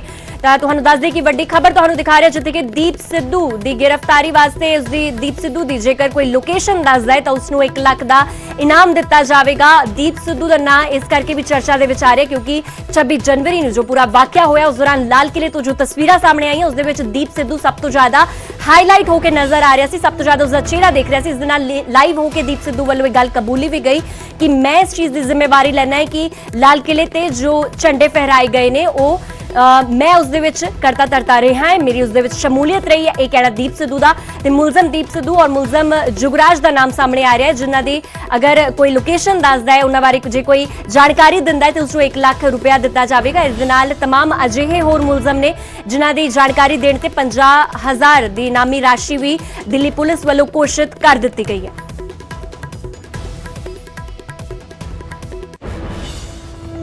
उधर लगातार पंजाब दे विच निगम चोणां दा बिगुल वज चुकिया। पंजाब दे विच निगम चोणां नूं लैके सरगर्मियां शुरू हो चुकियां ने। नामजदगी भरन दा अज आखिरी दिन है और दोपहर 3 बजे तक अज नामजदगियां भरियां जा सकदियां ने। कल हर थां ते नामजदगी पत्रां दी जांच होवेगी। इस दे नाल 5 फरवरी नूं नाम वापस लैण दा आखिरी दिन होवेगा। 14 फरवरी नूं वोटिंग कीती जानी है और 17 नूं इस दे नतीजे आ जाणगे। ਤਾਂ ਲਗਾਤਾਰ ਸਿਆਸੀ ਘਮਸਾਨ ਛੜਿਆ ਹੋਇਆ ਹੈ। ਵੱਖ-ਵੱਖ ਪਾਰਟੀਆਂ ਦੇ ਨੁਮਾਇੰਦੇ ਇਸ ਦੇ ਵਿੱਚ ਉਤਰੇ ਹੋਏ ਨੇ, ਵੱਖ-ਵੱਖ ਉਮੀਦਵਾਰ ਇਸ ਦੇ ਵਿੱਚ ਪਾਰਟਿਸਿਪੇਟ ਕਰਨਗੇ ਔਰ ਆਪਣੀ ਜਿੱਤ ਹਾਸਲ ਕਰਨ ਦੇ ਵਾਸਤੇ ਹਰ ਕਿਸੇ ਨੇ ਇਸ ਦੇ ਵਿੱਚ ਆਪਣੀ ਹਿੱਸੇਦਾਰੀ ਪਾਈ ਹੋਈ ਹੈ। ਇੱਕ ਦੌੜ ਕਹਿ ਸਕਦੇ ਆ ਇਸ ਵੇਲੇ ਛਿੜੀ ਹੋਈ ਹੈ। ਨਿਗਮ ਚੋਣਾਂ ਨੂੰ ਲੈ ਕੇ ਲਗਾਤਾਰ ਸਰਗਰਮੀਆਂ ਛਾਈਆਂ ਹੋਈਆਂ ਨੇ ਸੂਬੇ ਦੀ। ਅਗਰ ਗੱਲ ਕੀਤੀ ਜਾਏ ਤਾਂ ਨਾਮਜ਼ਦਗੀ ਭਰਨ ਦਾ ਅੱਜ ਆਖਰੀ ਦਿਨ ਦੁਪਹਿਰ 3 ਵਜੇ ਤੱਕ ਨਾਮਜ਼ਦਗੀ ਭਰੀ ਜਾਵੇਗੀ। ਇਸ ਦੇ ਨਾਲ ਕੱਲ ਹਰ ਥਾਂ ਤੇ ਨਾਮਜ਼ਦਗੀ ਪੱਤਰਾਂ ਦੀ ਜਾਂਚ ਕੀਤੀ ਜਾਵੇਗੀ ਔਰ 5 ਫਰਵਰੀ ਨੂੰ ਆਪਣਾ ਨਾਂ ਜੇਕਰ ਕਿਸੇ ਉਮੀਦਵਾਰ ਨੇ ਵਾਪਸ ਲੈਣਾ ਹੈ ਤੇ ਉਸ ਦਾ ਆਖਰੀ ਦਿਨ ਹੋਵੇਗਾ 5 ਫਰਵਰੀ। ਇਸ ਦੇ ਨਾਲ 14 ਫਰਵਰੀ ਨੂੰ VOTING ਪ੍ਰਕਿਰਿਆ ਹੋਵੇਗੀ ਔਰ 17 ਨੂੰ ਨਤੀਜੇ ਆ ਜਾਣਗੇ। ਤਾਂ ਤੁਹਾਨੂੰ ਦੱਸ ਦਈਏ ਕਿ ਲਗਾਤਾਰ ਤੁਹਾਨੂੰ ਨਿਗਮ ਚੋਣਾਂ ਦੇ ਬਾਰੇ ਪੂਰੀ ਅਪਡੇਟ ਨਿਊਜ਼ 18 ਪੰਜਾਬ ਹਰਿਆਣਾ ਹਿਮਾਚਲ ਦੇਣ ਦੀ ਕੋਸ਼ਿਸ਼ ਦੇ ਵਿੱਚ ਹੈ। ਹਰ ਤੱਥ ਤੁਹਾਡੇ ਤੱਕ ਰੱਖਿਆ ਜਾਵੇਗਾ। ਉਸ ਦੇ ਲਈ ਮੇਰੇ ਨਾਲ ਫਿਲਹਾਲ ਮੇਰੇ ਸਹਿਯੋਗੀ ਅੰਮ੍ਰਿਤਸਰ ਤੋਂ ਰਾਜੀਵ ਜੁੜ ਚੁੱਕੇ ਨੇ। ਰਾਜੀਵ, ਨਾਮਜ਼ਦਗੀਆਂ ਭਰਨ ਦਾ ਅੱਜ ਆਖਰੀ ਦਿਨ, ਪਰ ਅਗਰ ਸੂਬੇ ਦੀ ਗੱਲ ਕੀਤੀ ਜਾਵੇ ਤੇ ਵੱਖ-ਵੱਖ ਥਾਵਾਂ ਤੇ ਹਿੰਸਕ ਘਟਨਾਵਾਂ ਜਿਹੜੀਆਂ ਨੇ ਉਹ ਵੀ ਵੇਖਣ ਨੂੰ ਮਿਲ ਰਹੀਆਂ ਨੇ। ਅਗਰ ਮੈਂ ਗੱਲ ਕਰਾਂ ਸਿਆਸੀ ਪੇਚ ਦੀ ਤਾਂ ਕਿਹੜੀ-ਕਿਹੜੀ ਪਾਰਟੀਆਂ ਦੇ ਉਮੀਦਵਾਰ ਆਪਸ ਦੇ ਵਿੱਚ ਟਕਰਾਅ ਵਾਲੀ ਸਥਿਤੀ ਦੇ ਵਿੱਚ ਨੇ? ਕੀ ਕੁਝ ਲੱਗਦਾ ਹੈ ਕਿ ਇਸ ਵੇਲੇ ਕੀ ਕੁਝ ਪੂਰਾ ਸਿਨੈਰੀਓ ਨਿਕਲ ਕੇ ਆ ਸਕਦਾ ਹੈ ਨਗਰ ਨਿਗਮ ਚੋਣਾਂ ਦਾ? ਜੀ ਦੇਖੋ ਨਵਜੋਤ, ਸਭ ਤੋਂ ਪਹਿਲਾਂ ਤਾਂ ਅਹਿਮ ਚੀਜ਼ ਇਹ ਹੈ ਕਿ ਇਹ 2022 ਦੀਆਂ ਵਿਧਾਨ ਸਭਾ ਚੋਣਾਂ ਤੋਂ ਪਹਿਲੀਆਂ ਐਸੀਆਂ ਚੋਣਾਂ ਨੇ ਜਿਨ੍ਹਾਂ ਦੇ ਵਿੱਚ ਸਾਰੀਆਂ ਸਿਆਸੀ ਪਾਰਟੀਆਂ ਦਾ ਇੱਕ ਇਮਤਿਹਾਨ ਵਜੋਂ ਇਹਨਾਂ ਚੋਣਾਂ ਨੂੰ ਦੇਖ ਲਈਆਂ ਸਨ। ਪਰ ਇਸ ਵਿਚਾਲੇ ਕਿਸਾਨ ਅੰਦੋਲਨ, ਕਿਉਂਕਿ ਪੰਜਾਬ ਦੇ ਬਹੁਤ ਸਾਰੇ ਪਿੰਡਾਂ ਤੋਂ ਕਸਬਿਆਂ ਤੋਂ ਜਿਹੜੇ ਕਿਸਾਨ ਨੇ ਪਰਿਵਾਰਾਂ ਸਮੇਤ ਇਸ ਵੇਲੇ ਬਾਰਡਰਾਂ ਦੇ ਉੱਪਰ ਡਟੇ ਹੋਏ ਨੇ। ਤਾਂ ਜਿੱਥੇ ਸਿਆਸੀ ਜੇਕਰ ਅਸੀਂ ਸਮੀਕਰਨਾਂ ਦੀ ਗੱਲ ਕਰਦੇ ਹਾਂ ਤਾਂ ਸਿਆਸੀ ਲੀਡਰ ਭਾਵੇਂ ਉਹ ਅਕਾਲੀ ਦਲ ਦੇ ਨਾਲ ਸੰਬੰਧਿਤ ਹੋਣ, ਭਾਵੇਂ ਉਹ ਆਮ ਆਦਮੀ ਪਾਰਟੀ ਦੇ ਨਾਲ ਸੰਬੰਧਿਤ ਹੋਣ ਔਰ ਭਾਵੇਂ ਬੀਜੇਪੀ ਦੇ ਨਾਲ, ਕਿਉਂਕਿ ਬੀਜੇਪੀ ਇਸ ਵੇਲੇ ਸਭ ਤੋਂ ਅਸੀਂ ਕਹਿ ਸਕਦੇ ਹਾਂ ਕਿ ਬੁਰੇ ਦੌਰ ਦੇ ਵਿੱਚੋਂ ਲੰਘ ਰਹੀ ਹੈ ਜੇਕਰ ਅਸੀਂ ਪੰਜਾਬ ਦੀ ਗੱਲ ਕਰਦੇ ਹਾਂ। ਦੂਸਰੇ ਪਾਸੇ ਸਾਰੀਆਂ ਪਾਰਟੀਆਂ ਇਹ ਇਲਜ਼ਾਮ ਲਗਾ ਚੁੱਕੀਆਂ ਨੇ ਕਿ ਇੱਕ ਪਾਸੇ ਕਿਸਾਨੀ ਅੰਦੋਲਨ ਚੱਲ ਰਿਹਾ ਔਰ ਦੂਸਰੇ ਪਾਸੇ ਸਰਕਾਰ ਨੂੰ ਇਹਨਾਂ ਚੋਣਾਂ ਨੂੰ ਕਰਵਾਉਣ ਦੀ ਜਲਦੀ ਕੀ ਸੀ। ਤਾਂ ਸਵਾਲ ਬਹੁਤ ਖੜੇ ਹੋ ਰਹੇ ਨੇ। ਦੂਸਰੇ ਪਾਸੇ ਜੋ ਕੁਝ ਜਿਹੜੇ ਘਟਨਾਕ੍ਰਮ ਕੱਲ ਸਾਹਮਣੇ ਆਏ, ਭਾਵੇਂ ਉਹ ਅਸੀਂ ਜਲਾਲਾਬਾਦ ਦੀ ਗੱਲ ਕਰੀਏ ਜਾਂ ਭਿੱਖੀਵਿੰਡ ਦੀ ਗੱਲ ਕਰੀਏ, ਤਾਂ ਉਸ ਤੋਂ ਬਾਅਦ ਹੋਰ ਜਿਹੜਾ ਸਰਕਾਰ ਦੇ ਉੱਪਰ ਸਵਾਲ ਚੱਕੇ ਜਾ ਰਹੇ ਨੇ ਕਿ ਕਾਨੂੰਨ ਵਿਵਸਥਾ ਜਿਹੜੀ ਹੈ, ਹਾਲਾਂਕਿ ਪਹਿਲਾਂ ਕੁਝ ਪਾਰਟੀਆਂ ਇਹ ਵੀ ਗੱਲ ਕਹਿ ਚੁੱਕੀਆਂ ਸੀ ਕਿ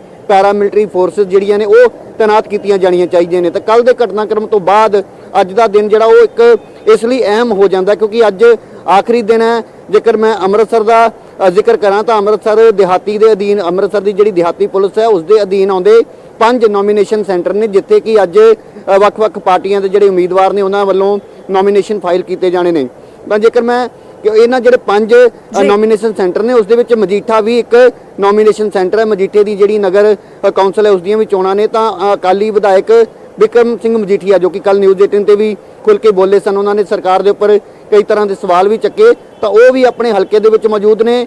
ਤਾਂ ਅੱਜ ਸਾਡੀ ਨਜ਼ਰ ਇਹੀ ਰਹੇਗੀ ਕਿ ਆਖਿਰਕਾਰ ਕਿਤੇ ਕੋਈ ਜਿਹੜੀ ਅਸੀਂ ਉਮੀਦ ਤਾਂ ਇਹੀ ਕਰਦੇ ਹਾਂ ਕਿ ਕਿਉਂਕਿ ਸਰਕਾਰ ਔਰ ਪੁਲਿਸ ਵੀ ਇਹ ਦਾਅਵਾ ਕਰ ਰਹੀ ਹੈ ਕਿ ਸੁਰੱਖਿਆ ਦੇ ਪ੍ਰਬੰਧ ਜਿਹੜੇ ਨੇ ਉਹ ਪੂਰੇ ਚਾਕ-ਚਬੰਦ ਨੇ, ਕਿਤੇ ਵੀ ਕੋਈ ਅਜਿਹੀ ਜਿਹੜੀ ਅਣਸਕਾਮੀ ਘਟਨਾ ਜਾਂ ਲਾਅ ਐਂਡ ਆਰਡਰ ਦੀ ਜਿਹੜੀ ਸਥਿਤੀ ਹੈ ਉਹ ਨਹੀਂ ਪੈਦਾ ਹੋਏਗੀ। ਪਰ ਫਿਰ ਵੀ ਨਜ਼ਰ ਜ਼ਰੂਰ ਟਿਕੀ ਹੋਈ ਹੈ ਔਰ ਇਸ ਦੇ ਨਾਲ ਹੀ ਭਾਵੇਂ ਇਹ ਨਾਮਜ਼ਦਗੀਆਂ ਦਾ ਆਖਰੀ ਦਿਨ ਹੈ ਪਰ ਨਾਮਜ਼ਦਗੀਆਂ ਤੋਂ ਬਾਅਦ ਜਿਸ ਦਿਨ ਇਹਨਾਂ ਚੋਣਾਂ ਨੂੰ ਕਰਵਾਇਆ ਜਾਣਾ ਤਾਂ ਉਸ ਦੇ ਉੱਪਰ ਪੂਰੇ ਪੰਜਾਬ ਦੀ ਨਜ਼ਰ ਟਿਕੀ ਹੋਈ ਹੈ ਕਿ ਇਹ ਚੋਣਾਂ ਅਮਨ ਅਮਾਨ ਦੇ ਨਾਲ, ਅਮਨ ਸ਼ਾਂਤੀ ਦੇ ਨਾਲ ਨਿਪਰੇ ਚੜਨ। ਪਰ ਪਾਰਟੀਆਂ ਵੱਲੋਂ ਖਦਸ਼ੇ ਜਿਹੜੇ ਨੇ ਉਹ ਜ਼ਰੂਰ ਜਤਾਏ ਜਾ ਰਹੇ ਨੇ ਕਿ ਇਹਨਾਂ ਚੋਣਾਂ ਦੇ ਵਿੱਚ ਵੱਡੀ ਗੜਬੜ ਜਿਹੜੀ ਉਹ ਹੋਣ ਦੀ ਜਿਹੜੇ ਖਦਸ਼ੇ ਨੇ ਉਹ ਵੱਖ-ਵੱਖ ਪਾਰਟੀਆਂ ਵੱਲੋਂ ਲਗਾਤਾਰ ਜਤਾਏ ਜਾ ਰਹੇ ਨੇ। ਜੀ ਨਵਜੋਤ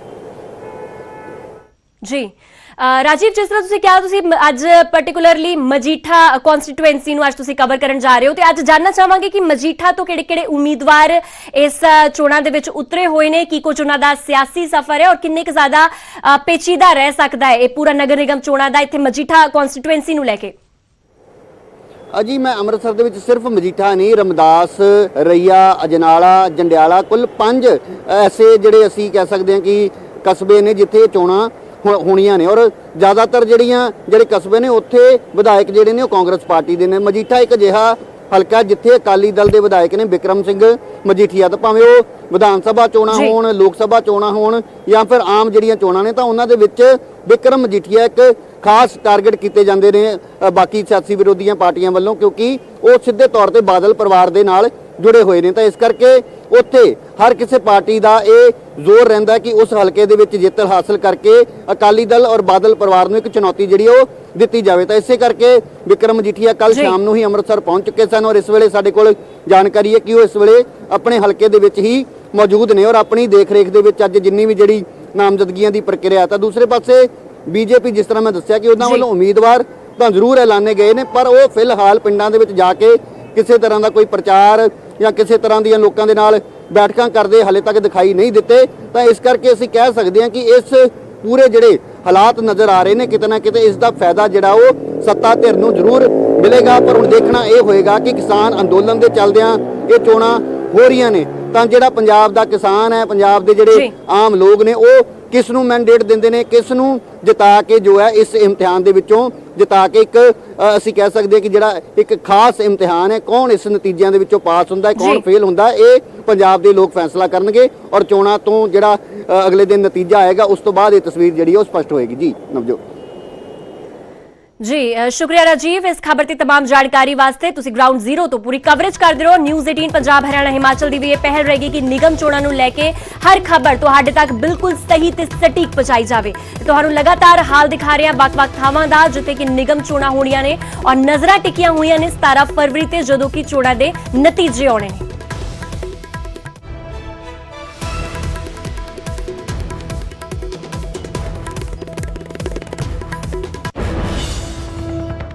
ਉਧਰ ਲਗਾਤਾਰ ਜਿਹੜੀਆਂ ਹਿੰਸਕ ਘਟਨਾਵਾਂ ਨੇ ਉਹ ਵੀ ਵੇਖਣ ਨੂੰ ਮਿਲ ਰਹੀਆਂ ਨੇ। ਨਿਗਮ ਚੋਣਾਂ ਨੂੰ ਲੈ ਕੇ ਕੱਲ ਜਲਾਲਾਬਾਦ ਦੇ ਵਿੱਚ ਅਕਾਲੀ ਦਲ ਪ੍ਰਧਾਨ ਸੁਖਬੀਰ ਬਾਦਲ ਦੀ ਗੱਡੀ ਤੇ ਹਮਲਾ ਹੋਇਆ।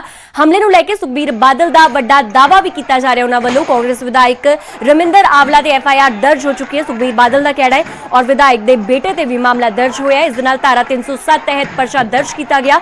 ਸੁਖਬੀਰ ਬਾਦਲ ਦਾ ਇਹ ਕਹਿਣਾ ਹੈ। ਇਸ ਦੇ ਨਾਲ ਪਰਚੇ ਦਾ ਹਵਾਲਾ ਦਿੰਦੇ ਹੋਏ ਸੁਖਬੀਰ ਨੇ ਆਪਣਾ ਧਰਨਾ ਚੁੱਕ ਲਿਆ ਔਰ ਹਾਲਾਂਕਿ SSP ਵੱਲੋਂ ਕਿਹਾ ਜਾ ਰਿਹਾ ਹੈ ਕਿ ਅਣਪਛਾਤੇ ਵਿਅਕਤੀਆਂ ਦੇ ਖਿਲਾਫ ਪਰਚਾ ਦਰਜ ਕੀਤਾ ਗਿਆ। ਫਿਲਹਾਲ ਜਾਂਚ ਕੀਤੀ ਜਾ ਰਹੀ ਹੈ। ਤਸਵੀਰਾਂ ਤੁਹਾਨੂੰ ਕੱਲ ਜਲਾਲਾਬਾਦ ਦੀਆਂ ਦਿਖਾ ਰਹੇ ਜਿੱਥੇ ਕਿ ਸੁਖਬੀਰ ਬਾਦਲ ਦੀ ਗੱਡੀ ਤੇ ਤਾਬੜਤੋੜ ਹਮਲਾ ਕੀਤਾ ਗਿਆ, ਪੱਥਰਬਾਜ਼ੀ ਕੀਤੀ ਗਈ। ਹਾਲਾਂਕਿ ਉਹਨਾਂ ਦੀ ਗੱਡੀ ਬੁਲਟ ਪ੍ਰੂਫ ਸੀਗੀ, ਇਸ ਕਰਕੇ ਬਚਾ ਰਿਹਾ ਸੁਖਬੀਰ ਬਾਦਲ ਦਾ। ਨਹੀਂ ਤੇ ਹੋ ਸਕਦਾ ਹੈ ਕਿ ਉਹ ਵੀ ਇਸ ਹਮਲੇ ਦੇ ਵਿੱਚ ਗੰਭੀਰ ਤੌਰ ਤੇ ਜ਼ਖਮੀ ਹੋ ਸਕਦੇ ਸੀ ਜਾਂ ਕੁਝ ਵੀ ਹੋ ਸਕਦਾ ਸੀ। ਅਜਿਹੀ ਅਣਸੁਖਾਵੀ ਘਟਨਾ ਵਾਪਰ ਸਕਦੀ ਸੀ। ਤੇ ਤੁਹਾਨੂੰ ਦੱਸ ਦਈਏ ਕਿ ਲਗਾਤਾਰ ਇਹ ਤਸਵੀਰਾਂ ਤੋਂ ਬਾਅਦ ਵੱਡਾ ਸਵਾਲ ਪ੍ਰਸ਼ਾਸਨ ਤੇ ਉੱਠਦਾ ਹੈ, ਵੱਡਾ ਸਵਾਲ ਸਰਕਾਰ ਤੇ ਵੀ ਉੱਠਦਾ ਹੈ ਕਿ ਆਖਿਰ ਲਾਅ ਐਂਡ ਆਰਡਰ ਕਿੱਥੇ ਹੈ। ਜਦੋਂ ਨਿਗਮ ਚੋਣਾਂ ਹੋਣੀਆਂ ਨੇ ਤਾਂ ਉਸ ਤੋਂ ਪਹਿਲਾਂ ਪੁਲਿਸ ਦੀ ਤੈਨਾਤੀ ਕਿਉਂ ਨਹੀਂ ਹੈ। ਲਗਾਤਾਰ ਮੰਗ ਵੀ ਹੋ ਰਹੀ ਹੈ ਕਿ ਜਿਹੜਾ ਫੋਰਸ ਹੈ ਉਹ ਇਸ ਨੂੰ ਡਿਪਲੋਏ ਕੀਤੀ ਜਾਵੇ, ਇਸ ਜਗ੍ਹਾ ਤੇ ਤੈਨਾਤੀ ਕਰ ਦਿੱਤੀ ਜਾਵੇ, ਹੋਰ ਪੁਲਿਸ ਬਲ ਦੀ ਤੈਨਾਤੀ ਕੀਤੀ ਜਾਵੇ। ਪਰ ਵੱਡਾ ਸਵਾਲ ਇਸ ਵੇਲੇ ਪ੍ਰਸ਼ਾਸਨ ਤੇ ਜ਼ਰੂਰ ਉੱਠ ਰਿਹਾ ਹੈ।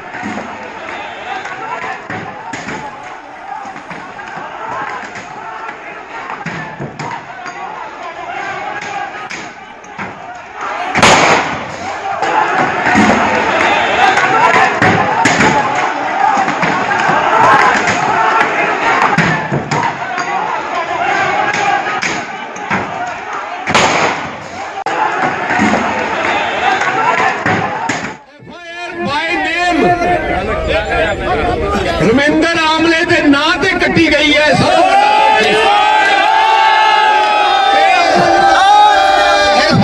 ਰਵਿੰਦਰ ਆਮਲੇ ਦੇ ਨਾਂ ਤੇ ਉਹਦੇ ਬੇਟੇ ਜਤਨ ਦੇ ਜਿਨ੍ਹਾਂ ਨੇ ਗੋਲੀ ਚਲਾਈ ਜੀ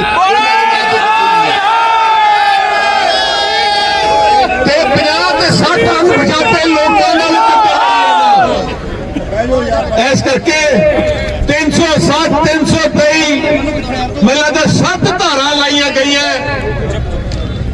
ਹੁਣ ਕਿੱਧਰ ਭੱਜ ਕੇ ਜਾਊਗਾ ਹੁਣ। ਮੈਂ ਜਲਾਲਾਬਾਦ ਵਾਲੇ ਵਰਕਰਾਂ ਨੂੰ ਬੇਨਤੀ ਕਰਦਾ ਡਟ ਕੇ ਤੁਸੀਂ ਇਲੈਕਸ਼ਨ ਲੜੋ।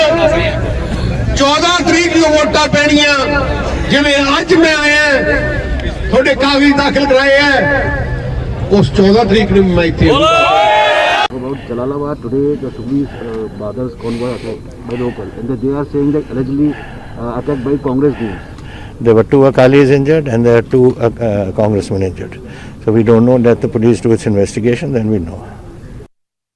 ਜਿਹੜਾ ਹੈਗਾ ਜਿਹੜੇ ਇੰਜਰਡ ਵਿਅਕਤੀ ਨੇ, ਜਿਹੜੇ ਕਿ ਜ਼ਖਮੀ ਵਿਅਕਤੀ ਨੇ 4 ਵਿਅਕਤੀ, ਉਹਨਾਂ ਦੀਆਂ ਸਟੇਟਮੈਂਟ ਲੈ ਕੇ ਤੇ ਕਾਨੂੰਨ ਅਨੁਸਾਰ ਜੋ ਕਾਰਵਾਈ ਹੈਗਾ ਉਹ FIR ਦਰਜ ਕਰਕੇ ਤਫਤੀਸ਼ ਕੀਤੀ ਜਾਏਗੀ ਔਰ ਜਿਹੜੇ ਦੋਸ਼ੀ ਨੇ ਉਹਨਾਂ ਨੂੰ ਫੜਿਆ ਜਾਏਗਾ। ਸਰ ਕਿਹੜੀ ਪਾਰਟੀ ਦੇ ਸੀਗੇ ਜਿਹੜੇ ਇੰਜਰਡ ਹੋਏ? ਇਹ 2 ਵਿਅਕਤੀ ਕਾਂਗਰਸ ਪਾਰਟੀ ਦੇ ਨੇ ਔਰ 2 ਵਿਅਕਤੀ ਜਿਹੜੇ ਨੇ ਅਕਾਲੀ ਪਾਰਟੀ ਨਾਲ ਸੰਬੰਧ ਰੱਖਦੇ ਆ, ਜੋ ਹਾਲੇ ਤੱਕ ਸਾਡੇ ਕੋਲ ਇਨਫੋਰਮੇਸ਼ਨ ਹੈ। ਕਿੰਨੇ ਲੋਕਾਂ ਉੱਪਰ ਮਾਮਲਾ ਜਿਹੜਾ ਦਰਜ ਕੀਤਾ ਗਿਆ? ਇਹ ਲਗਭਗ 50 ਦੇ ਕਰੀਬ ਵਿਅਕਤੀ ਜਿਹੜੇ ਹੈਗੇ ਦੋਸ਼ੀ, ਉਹਨਾਂ ਤੇ ਮਾਮਲਾ ਦਰਜ ਕੀਤਾ ਜਾ ਰਿਹਾ। ਬਾਈ ਨੇਮ ਵੀ ਕੁਝ ਹੈਗੇ ਨੇ? ਨਹੀਂ, ਬਾਏ ਨੇਮ ਹਲੇ ਅਸੀਂ ਨਹੀਂ ਕਹਿ ਸਕਦੇ, ਕਿਉਂਕਿ ਤਫਤੀਸ਼ ਦੌਰਾਨ ਜਿਹੜੇ ਦੋਸ਼ੀ ਸਾਨੂੰ ਪਤਾ ਚੱਲਣਗੇ ਵੀਡੀਓ ਫੁਟੇਜ ਜਾਂ ਆਪਣਾ CCTV ਕੈਮਰੇ ਰਾਹੀਂ, ਫਿਰ ਅਸੀਂ ਉਹਨਾਂ ਦੀ ਪਛਾਣ ਕਰਕੇ ਫਿਰ ਉਹਨਾਂ ਨੂੰ ਨਾਮਜ਼ਦ ਕੀਤਾ ਜਾਏਗਾ। ਤੁਹਾਨੂੰ ਦੱਸ ਦੇ ਅਕਾਲੀ ਦਲ ਪ੍ਰਧਾਨ ਸੁਖਬੀਰ ਬਾਦਲ ਬੀਤੇ ਦਿਨ ਜਲਾਲਾਬਾਦ ਪਹੁੰਚੇ ਹੋਏ ਸੀ ਅਕਾਲੀ ਵਰਕਰਾਂ ਦੇ ਉਮੀਦਵਾਰਾਂ ਦੇ ਨਾਮਜ਼ਦਗੀ ਦੇ ਪੱਤਰ ਦਾਖਲ ਕਰਾਉਣ, ਔਰ ਉਸ ਦੌਰਾਨ ਉਹਨਾਂ ਤੇ ਹਮਲਾ ਹੋ ਗਿਆ। ਅਕਾਲੀ ਦਲ ਪ੍ਰਧਾਨ ਤੇ ਹੋਏ ਇਸ ਹਮਲੇ ਦੀ ਸਾਰੀ ਸਿਆਸੀ ਲੀਡਰਾਂ ਵੱਲੋਂ ਨਿਖੇਧੀ ਵੀ ਕੀਤੀ ਗਈ ਹੈ। ਉੱਥੇ ਹੀ ਸਿਆਸਤ ਵੀ ਹੋ ਰਹੀ ਹੈ, ਪੁਰਾਣਾ ਦੌਰ ਵੀ ਯਾਦ ਕਰਵਾਇਆ ਜਾ ਰਿਹਾ ਹੈ।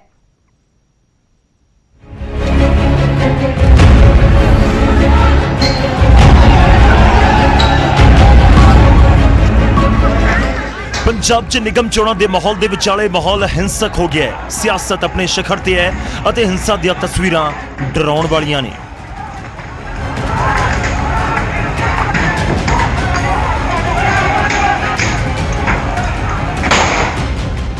ਕਾਨੂੰਨ ਵਿਵਸਥਾ ਸਿਸਟਮ ਨੂੰ ਚੁਣੌਤੀ ਦੇ ਰਹੀਆਂ ਨੇ। ਜਲਾਲਾਬਾਦ 'ਚ ਅਕਾਲੀ ਦਲ ਦੇ ਪ੍ਰਧਾਨ ਸੁਖਬੀਰ ਸਿੰਘ ਬਾਦਲ ਦੇ ਉੱਤੇ ਹਮਲੇ ਨੂੰ ਲੈ ਕੇ ਪੰਜਾਬ 'ਚ ਜ਼ੁਬਾਨੀ ਵਾਰ ਪਲਟਵਾਰ ਦਾ ਦੌਰ ਵੀ ਚੱਲ ਪਿਆ ਹੈ। ਸੁਖਬੀਰ ਬਾਦਲ ਨੇ ਹਮਲੇ ਨੂੰ ਕਾਂਗਰਸ ਦੀ ਸੋਚੀ ਸਮਝੀ ਸਾਜ਼ਿਸ਼ ਕਰਾਰ ਦਿੱਤਾ।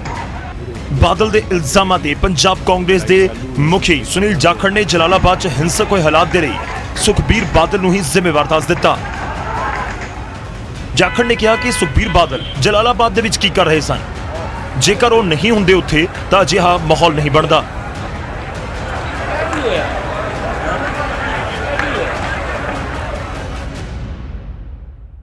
ਦੇਖੋ, ਸਭ ਤੋਂ ਪਹਿਲਾਂ ਗੱਲ ਹੈ ਜਿੱਥੇ ਜੋ ਕੁਝ ਵੀ ਉੱਥੇ ਵਾਪਰਿਆ, ਬਹੁਤ ਹੀ ਮੈਂ ਸਮਝਦਾ ਉਹਦੇ ਤੇ ਸਖਤ ਤੋਂ ਸਖਤ ਕਾਰਵਾਈ ਹੋਣੀ ਚਾਹੀਦੀ ਹੈ।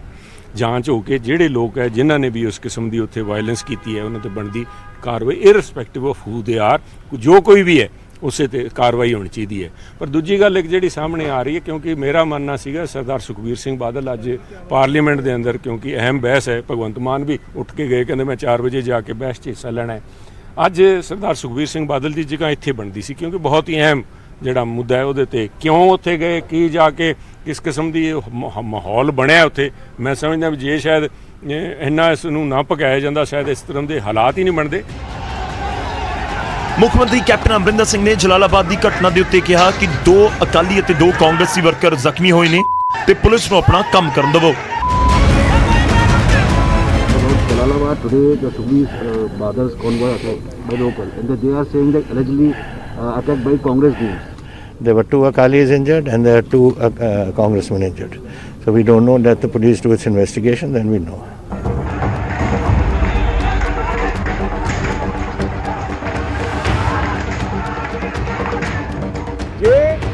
ਉਧਰ ਵਿਕਰਮ ਮਜੀਠੀਆ ਨੇ ਕਿਹਾ ਕਿ ਸੂਬੇ 'ਚ ਕਾਨੂੰਨ ਵਿਵਸਥਾ ਪਹਿਲਾਂ ਤੋਂ ਹੀ ਖਰਾਬ ਹੋ ਰੱਖੀ ਹੈ। ਜੇਕਰ ਅਕਾਲੀ ਦਲ ਦੇ ਪ੍ਰਧਾਨ ਦੇ ਉੱਤੇ ਹਮਲਾ ਹੋ ਸਕਦਾ ਹੈ ਤਾਂ ਆਮ ਨਾਗਰਿਕ ਦਾ ਕੀ ਹਾਲ ਹੋਵੇਗਾ। ਉਹਨਾਂ ਨੇ ਕਿਹਾ ਕਿ ਕਾਂਗਰਸ ਚੋਣਾਂ ਤੋਂ ਭੱਜ ਰਹੀ ਹੈ। ਦੇਖੋ, ਇੱਕ ਮੇਰੀ ਗੱਲ ਬਿਲਕੁਲ, ਕਾਂਗਰਸ ਦੀ ਹਾਰ, ਆਪਣੀ ਹਾਰ ਵੇਖਦੇ ਕਾਂਗਰਸ ਦੀ ਬਖਲਾਹਟ ਤਦੇ ਪਹਿਲਾਂ ਚੋਣਾਂ ਨਹੀਂ ਹੋਣ ਦਿੱਤੀਆਂ। ਇਹ ਆਲਰੇਡੀ ਚੋਣਾਂ ਸਾਲ ਤੋਂ ਵੱਧ ਡਿਲੇਡ, ਔਰ ਚੋਣਾਂ ਜੇ ਹੋ ਰਹੀਆਂ ਨੇ, ਜੇ ਇੱਕ ਸਾਬਕਾ ਡਿਪਟੀ CM ਤੇ ਇਸ ਤਰੀਕੇ ਨਾਲ ਜਾਨਲੇਵਾ ਹਮਲਾ ਹੋ ਸਕਦਾ ਤੇ ਸਧਾਰਨ ਬੰਦਾ ਸੁਰੱਖਿਅਤ ਹੈ ਜੀ? ਇੱਕ ਦੁਕਾਨਦਾਰ ਜਾਂ ਇੱਕ ਰੇੜੀ ਲਾਉਣ ਵਾਲਾ ਜਾਂ ਇੱਕ ਨੌਕਰੀ ਕਰਨ ਵਾਲਾ, ਉਹਦੇ 'ਚ ਇੰਨੀ ਹਿੰਮਤ ਹੈ ਕਿ ਉਹ ਸਰਕਾਰ ਨੂੰ ਟੇਕ ਔਨ ਕਰਕੇ ਆਪਦੀ ਵਿਦਆਊਟ ਕਿਸੇ ਡਰ ਤੋਂ ਵੋਟ ਪਾ ਜਾਊਗਾ? ਕਿ ਜੇ ਕਾਗਜ਼ ਦਾਖਲ ਕਰਾਉਣ ਲਈ DC SDM ਦੇ ਦਫ਼ਤਰਾਂ 'ਚ ਇਹ ਹਾਲ ਹੈ ਤੇ ਤੁਸੀਂ ਸਮਝਦੇ ਹੋ ਕਿ ਵੋਟਾਂ ਪੈ ਜਾਣਗੀਆਂ 14 ਦਿਨਾਂ 'ਚ? ਲੋਕਾਂ ਦੇ ਨਾਲ ਕੀ ਕੁਝ ਕੀਤਾ ਜਾਊਗਾ?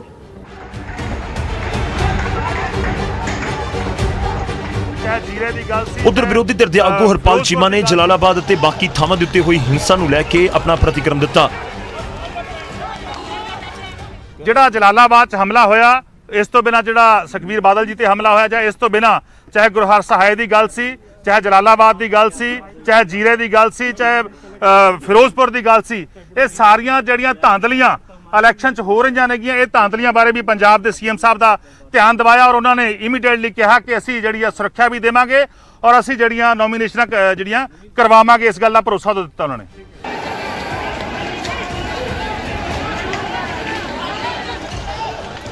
ਅਕਾਲੀ ਆਗੂ ਪ੍ਰੇਮ ਸਿੰਘ ਚੰਦੂਮਾਜਰਾ ਨੇ ਕਿਹਾ ਕਿ ਆਲ ਪਾਰਟੀ ਮੀਟਿੰਗ ਦੇ ਵਿੱਚ ਮੁੱਖ ਮੰਤਰੀ ਕੈਪਟਨ ਅਮਰਿੰਦਰ ਸਿੰਘ ਦੇ ਸਾਹਮਣੇ ਇਹ ਮੁੱਦਾ ਚੁੱਕਿਆ ਗਿਆ ਅਤੇ ਉਹਨਾਂ ਨੇ ਕਾਰਵਾਈ ਦਾ ਭਰੋਸਾ ਦਿੱਤਾ ਹੈ।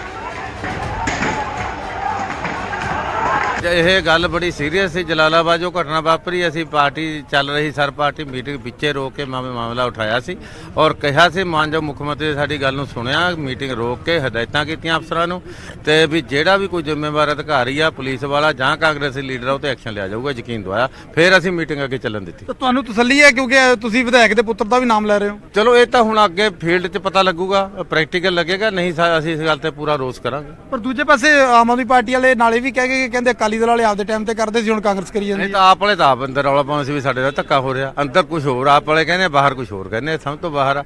ਅੰਦਰ ਤਾਂ ਪੂਰੇ ਸੋਲੇ ਗਾ ਕੇ ਗਿਆ ਇਹਨਾਂ ਦਾ ਪ੍ਰਧਾਨ, ਬਾਹਰ ਆ ਕੇ ਕਹਿੰਦੇ ਵਾਕਆਊਟ ਕਰ ਗਏ, ਇਹ ਸਮਝ ਤੋਂ ਬਾਹਰ ਆ। ਨਿਗਮ ਚੋਣਾਂ ਤੋਂ ਪਹਿਲਾਂ ਹੀ ਪੰਜਾਬ 'ਚ ਮਾਹੌਲ ਤਣਾਅਪੂਰਨ ਹੋ ਚੁੱਕਾ ਹੈ। ਸਿਆਸੀ ਬਿਆਨਬਾਜ਼ੀ, ਇਲਜ਼ਾਮ ਤਰਾਸ਼ੀਆਂ ਤੋਂ ਅੱਗੇ ਵੱਧ ਕੇ ਹੁਣ ਹਿੰਸਾ ਹੋ ਰਹੀ ਹੈ।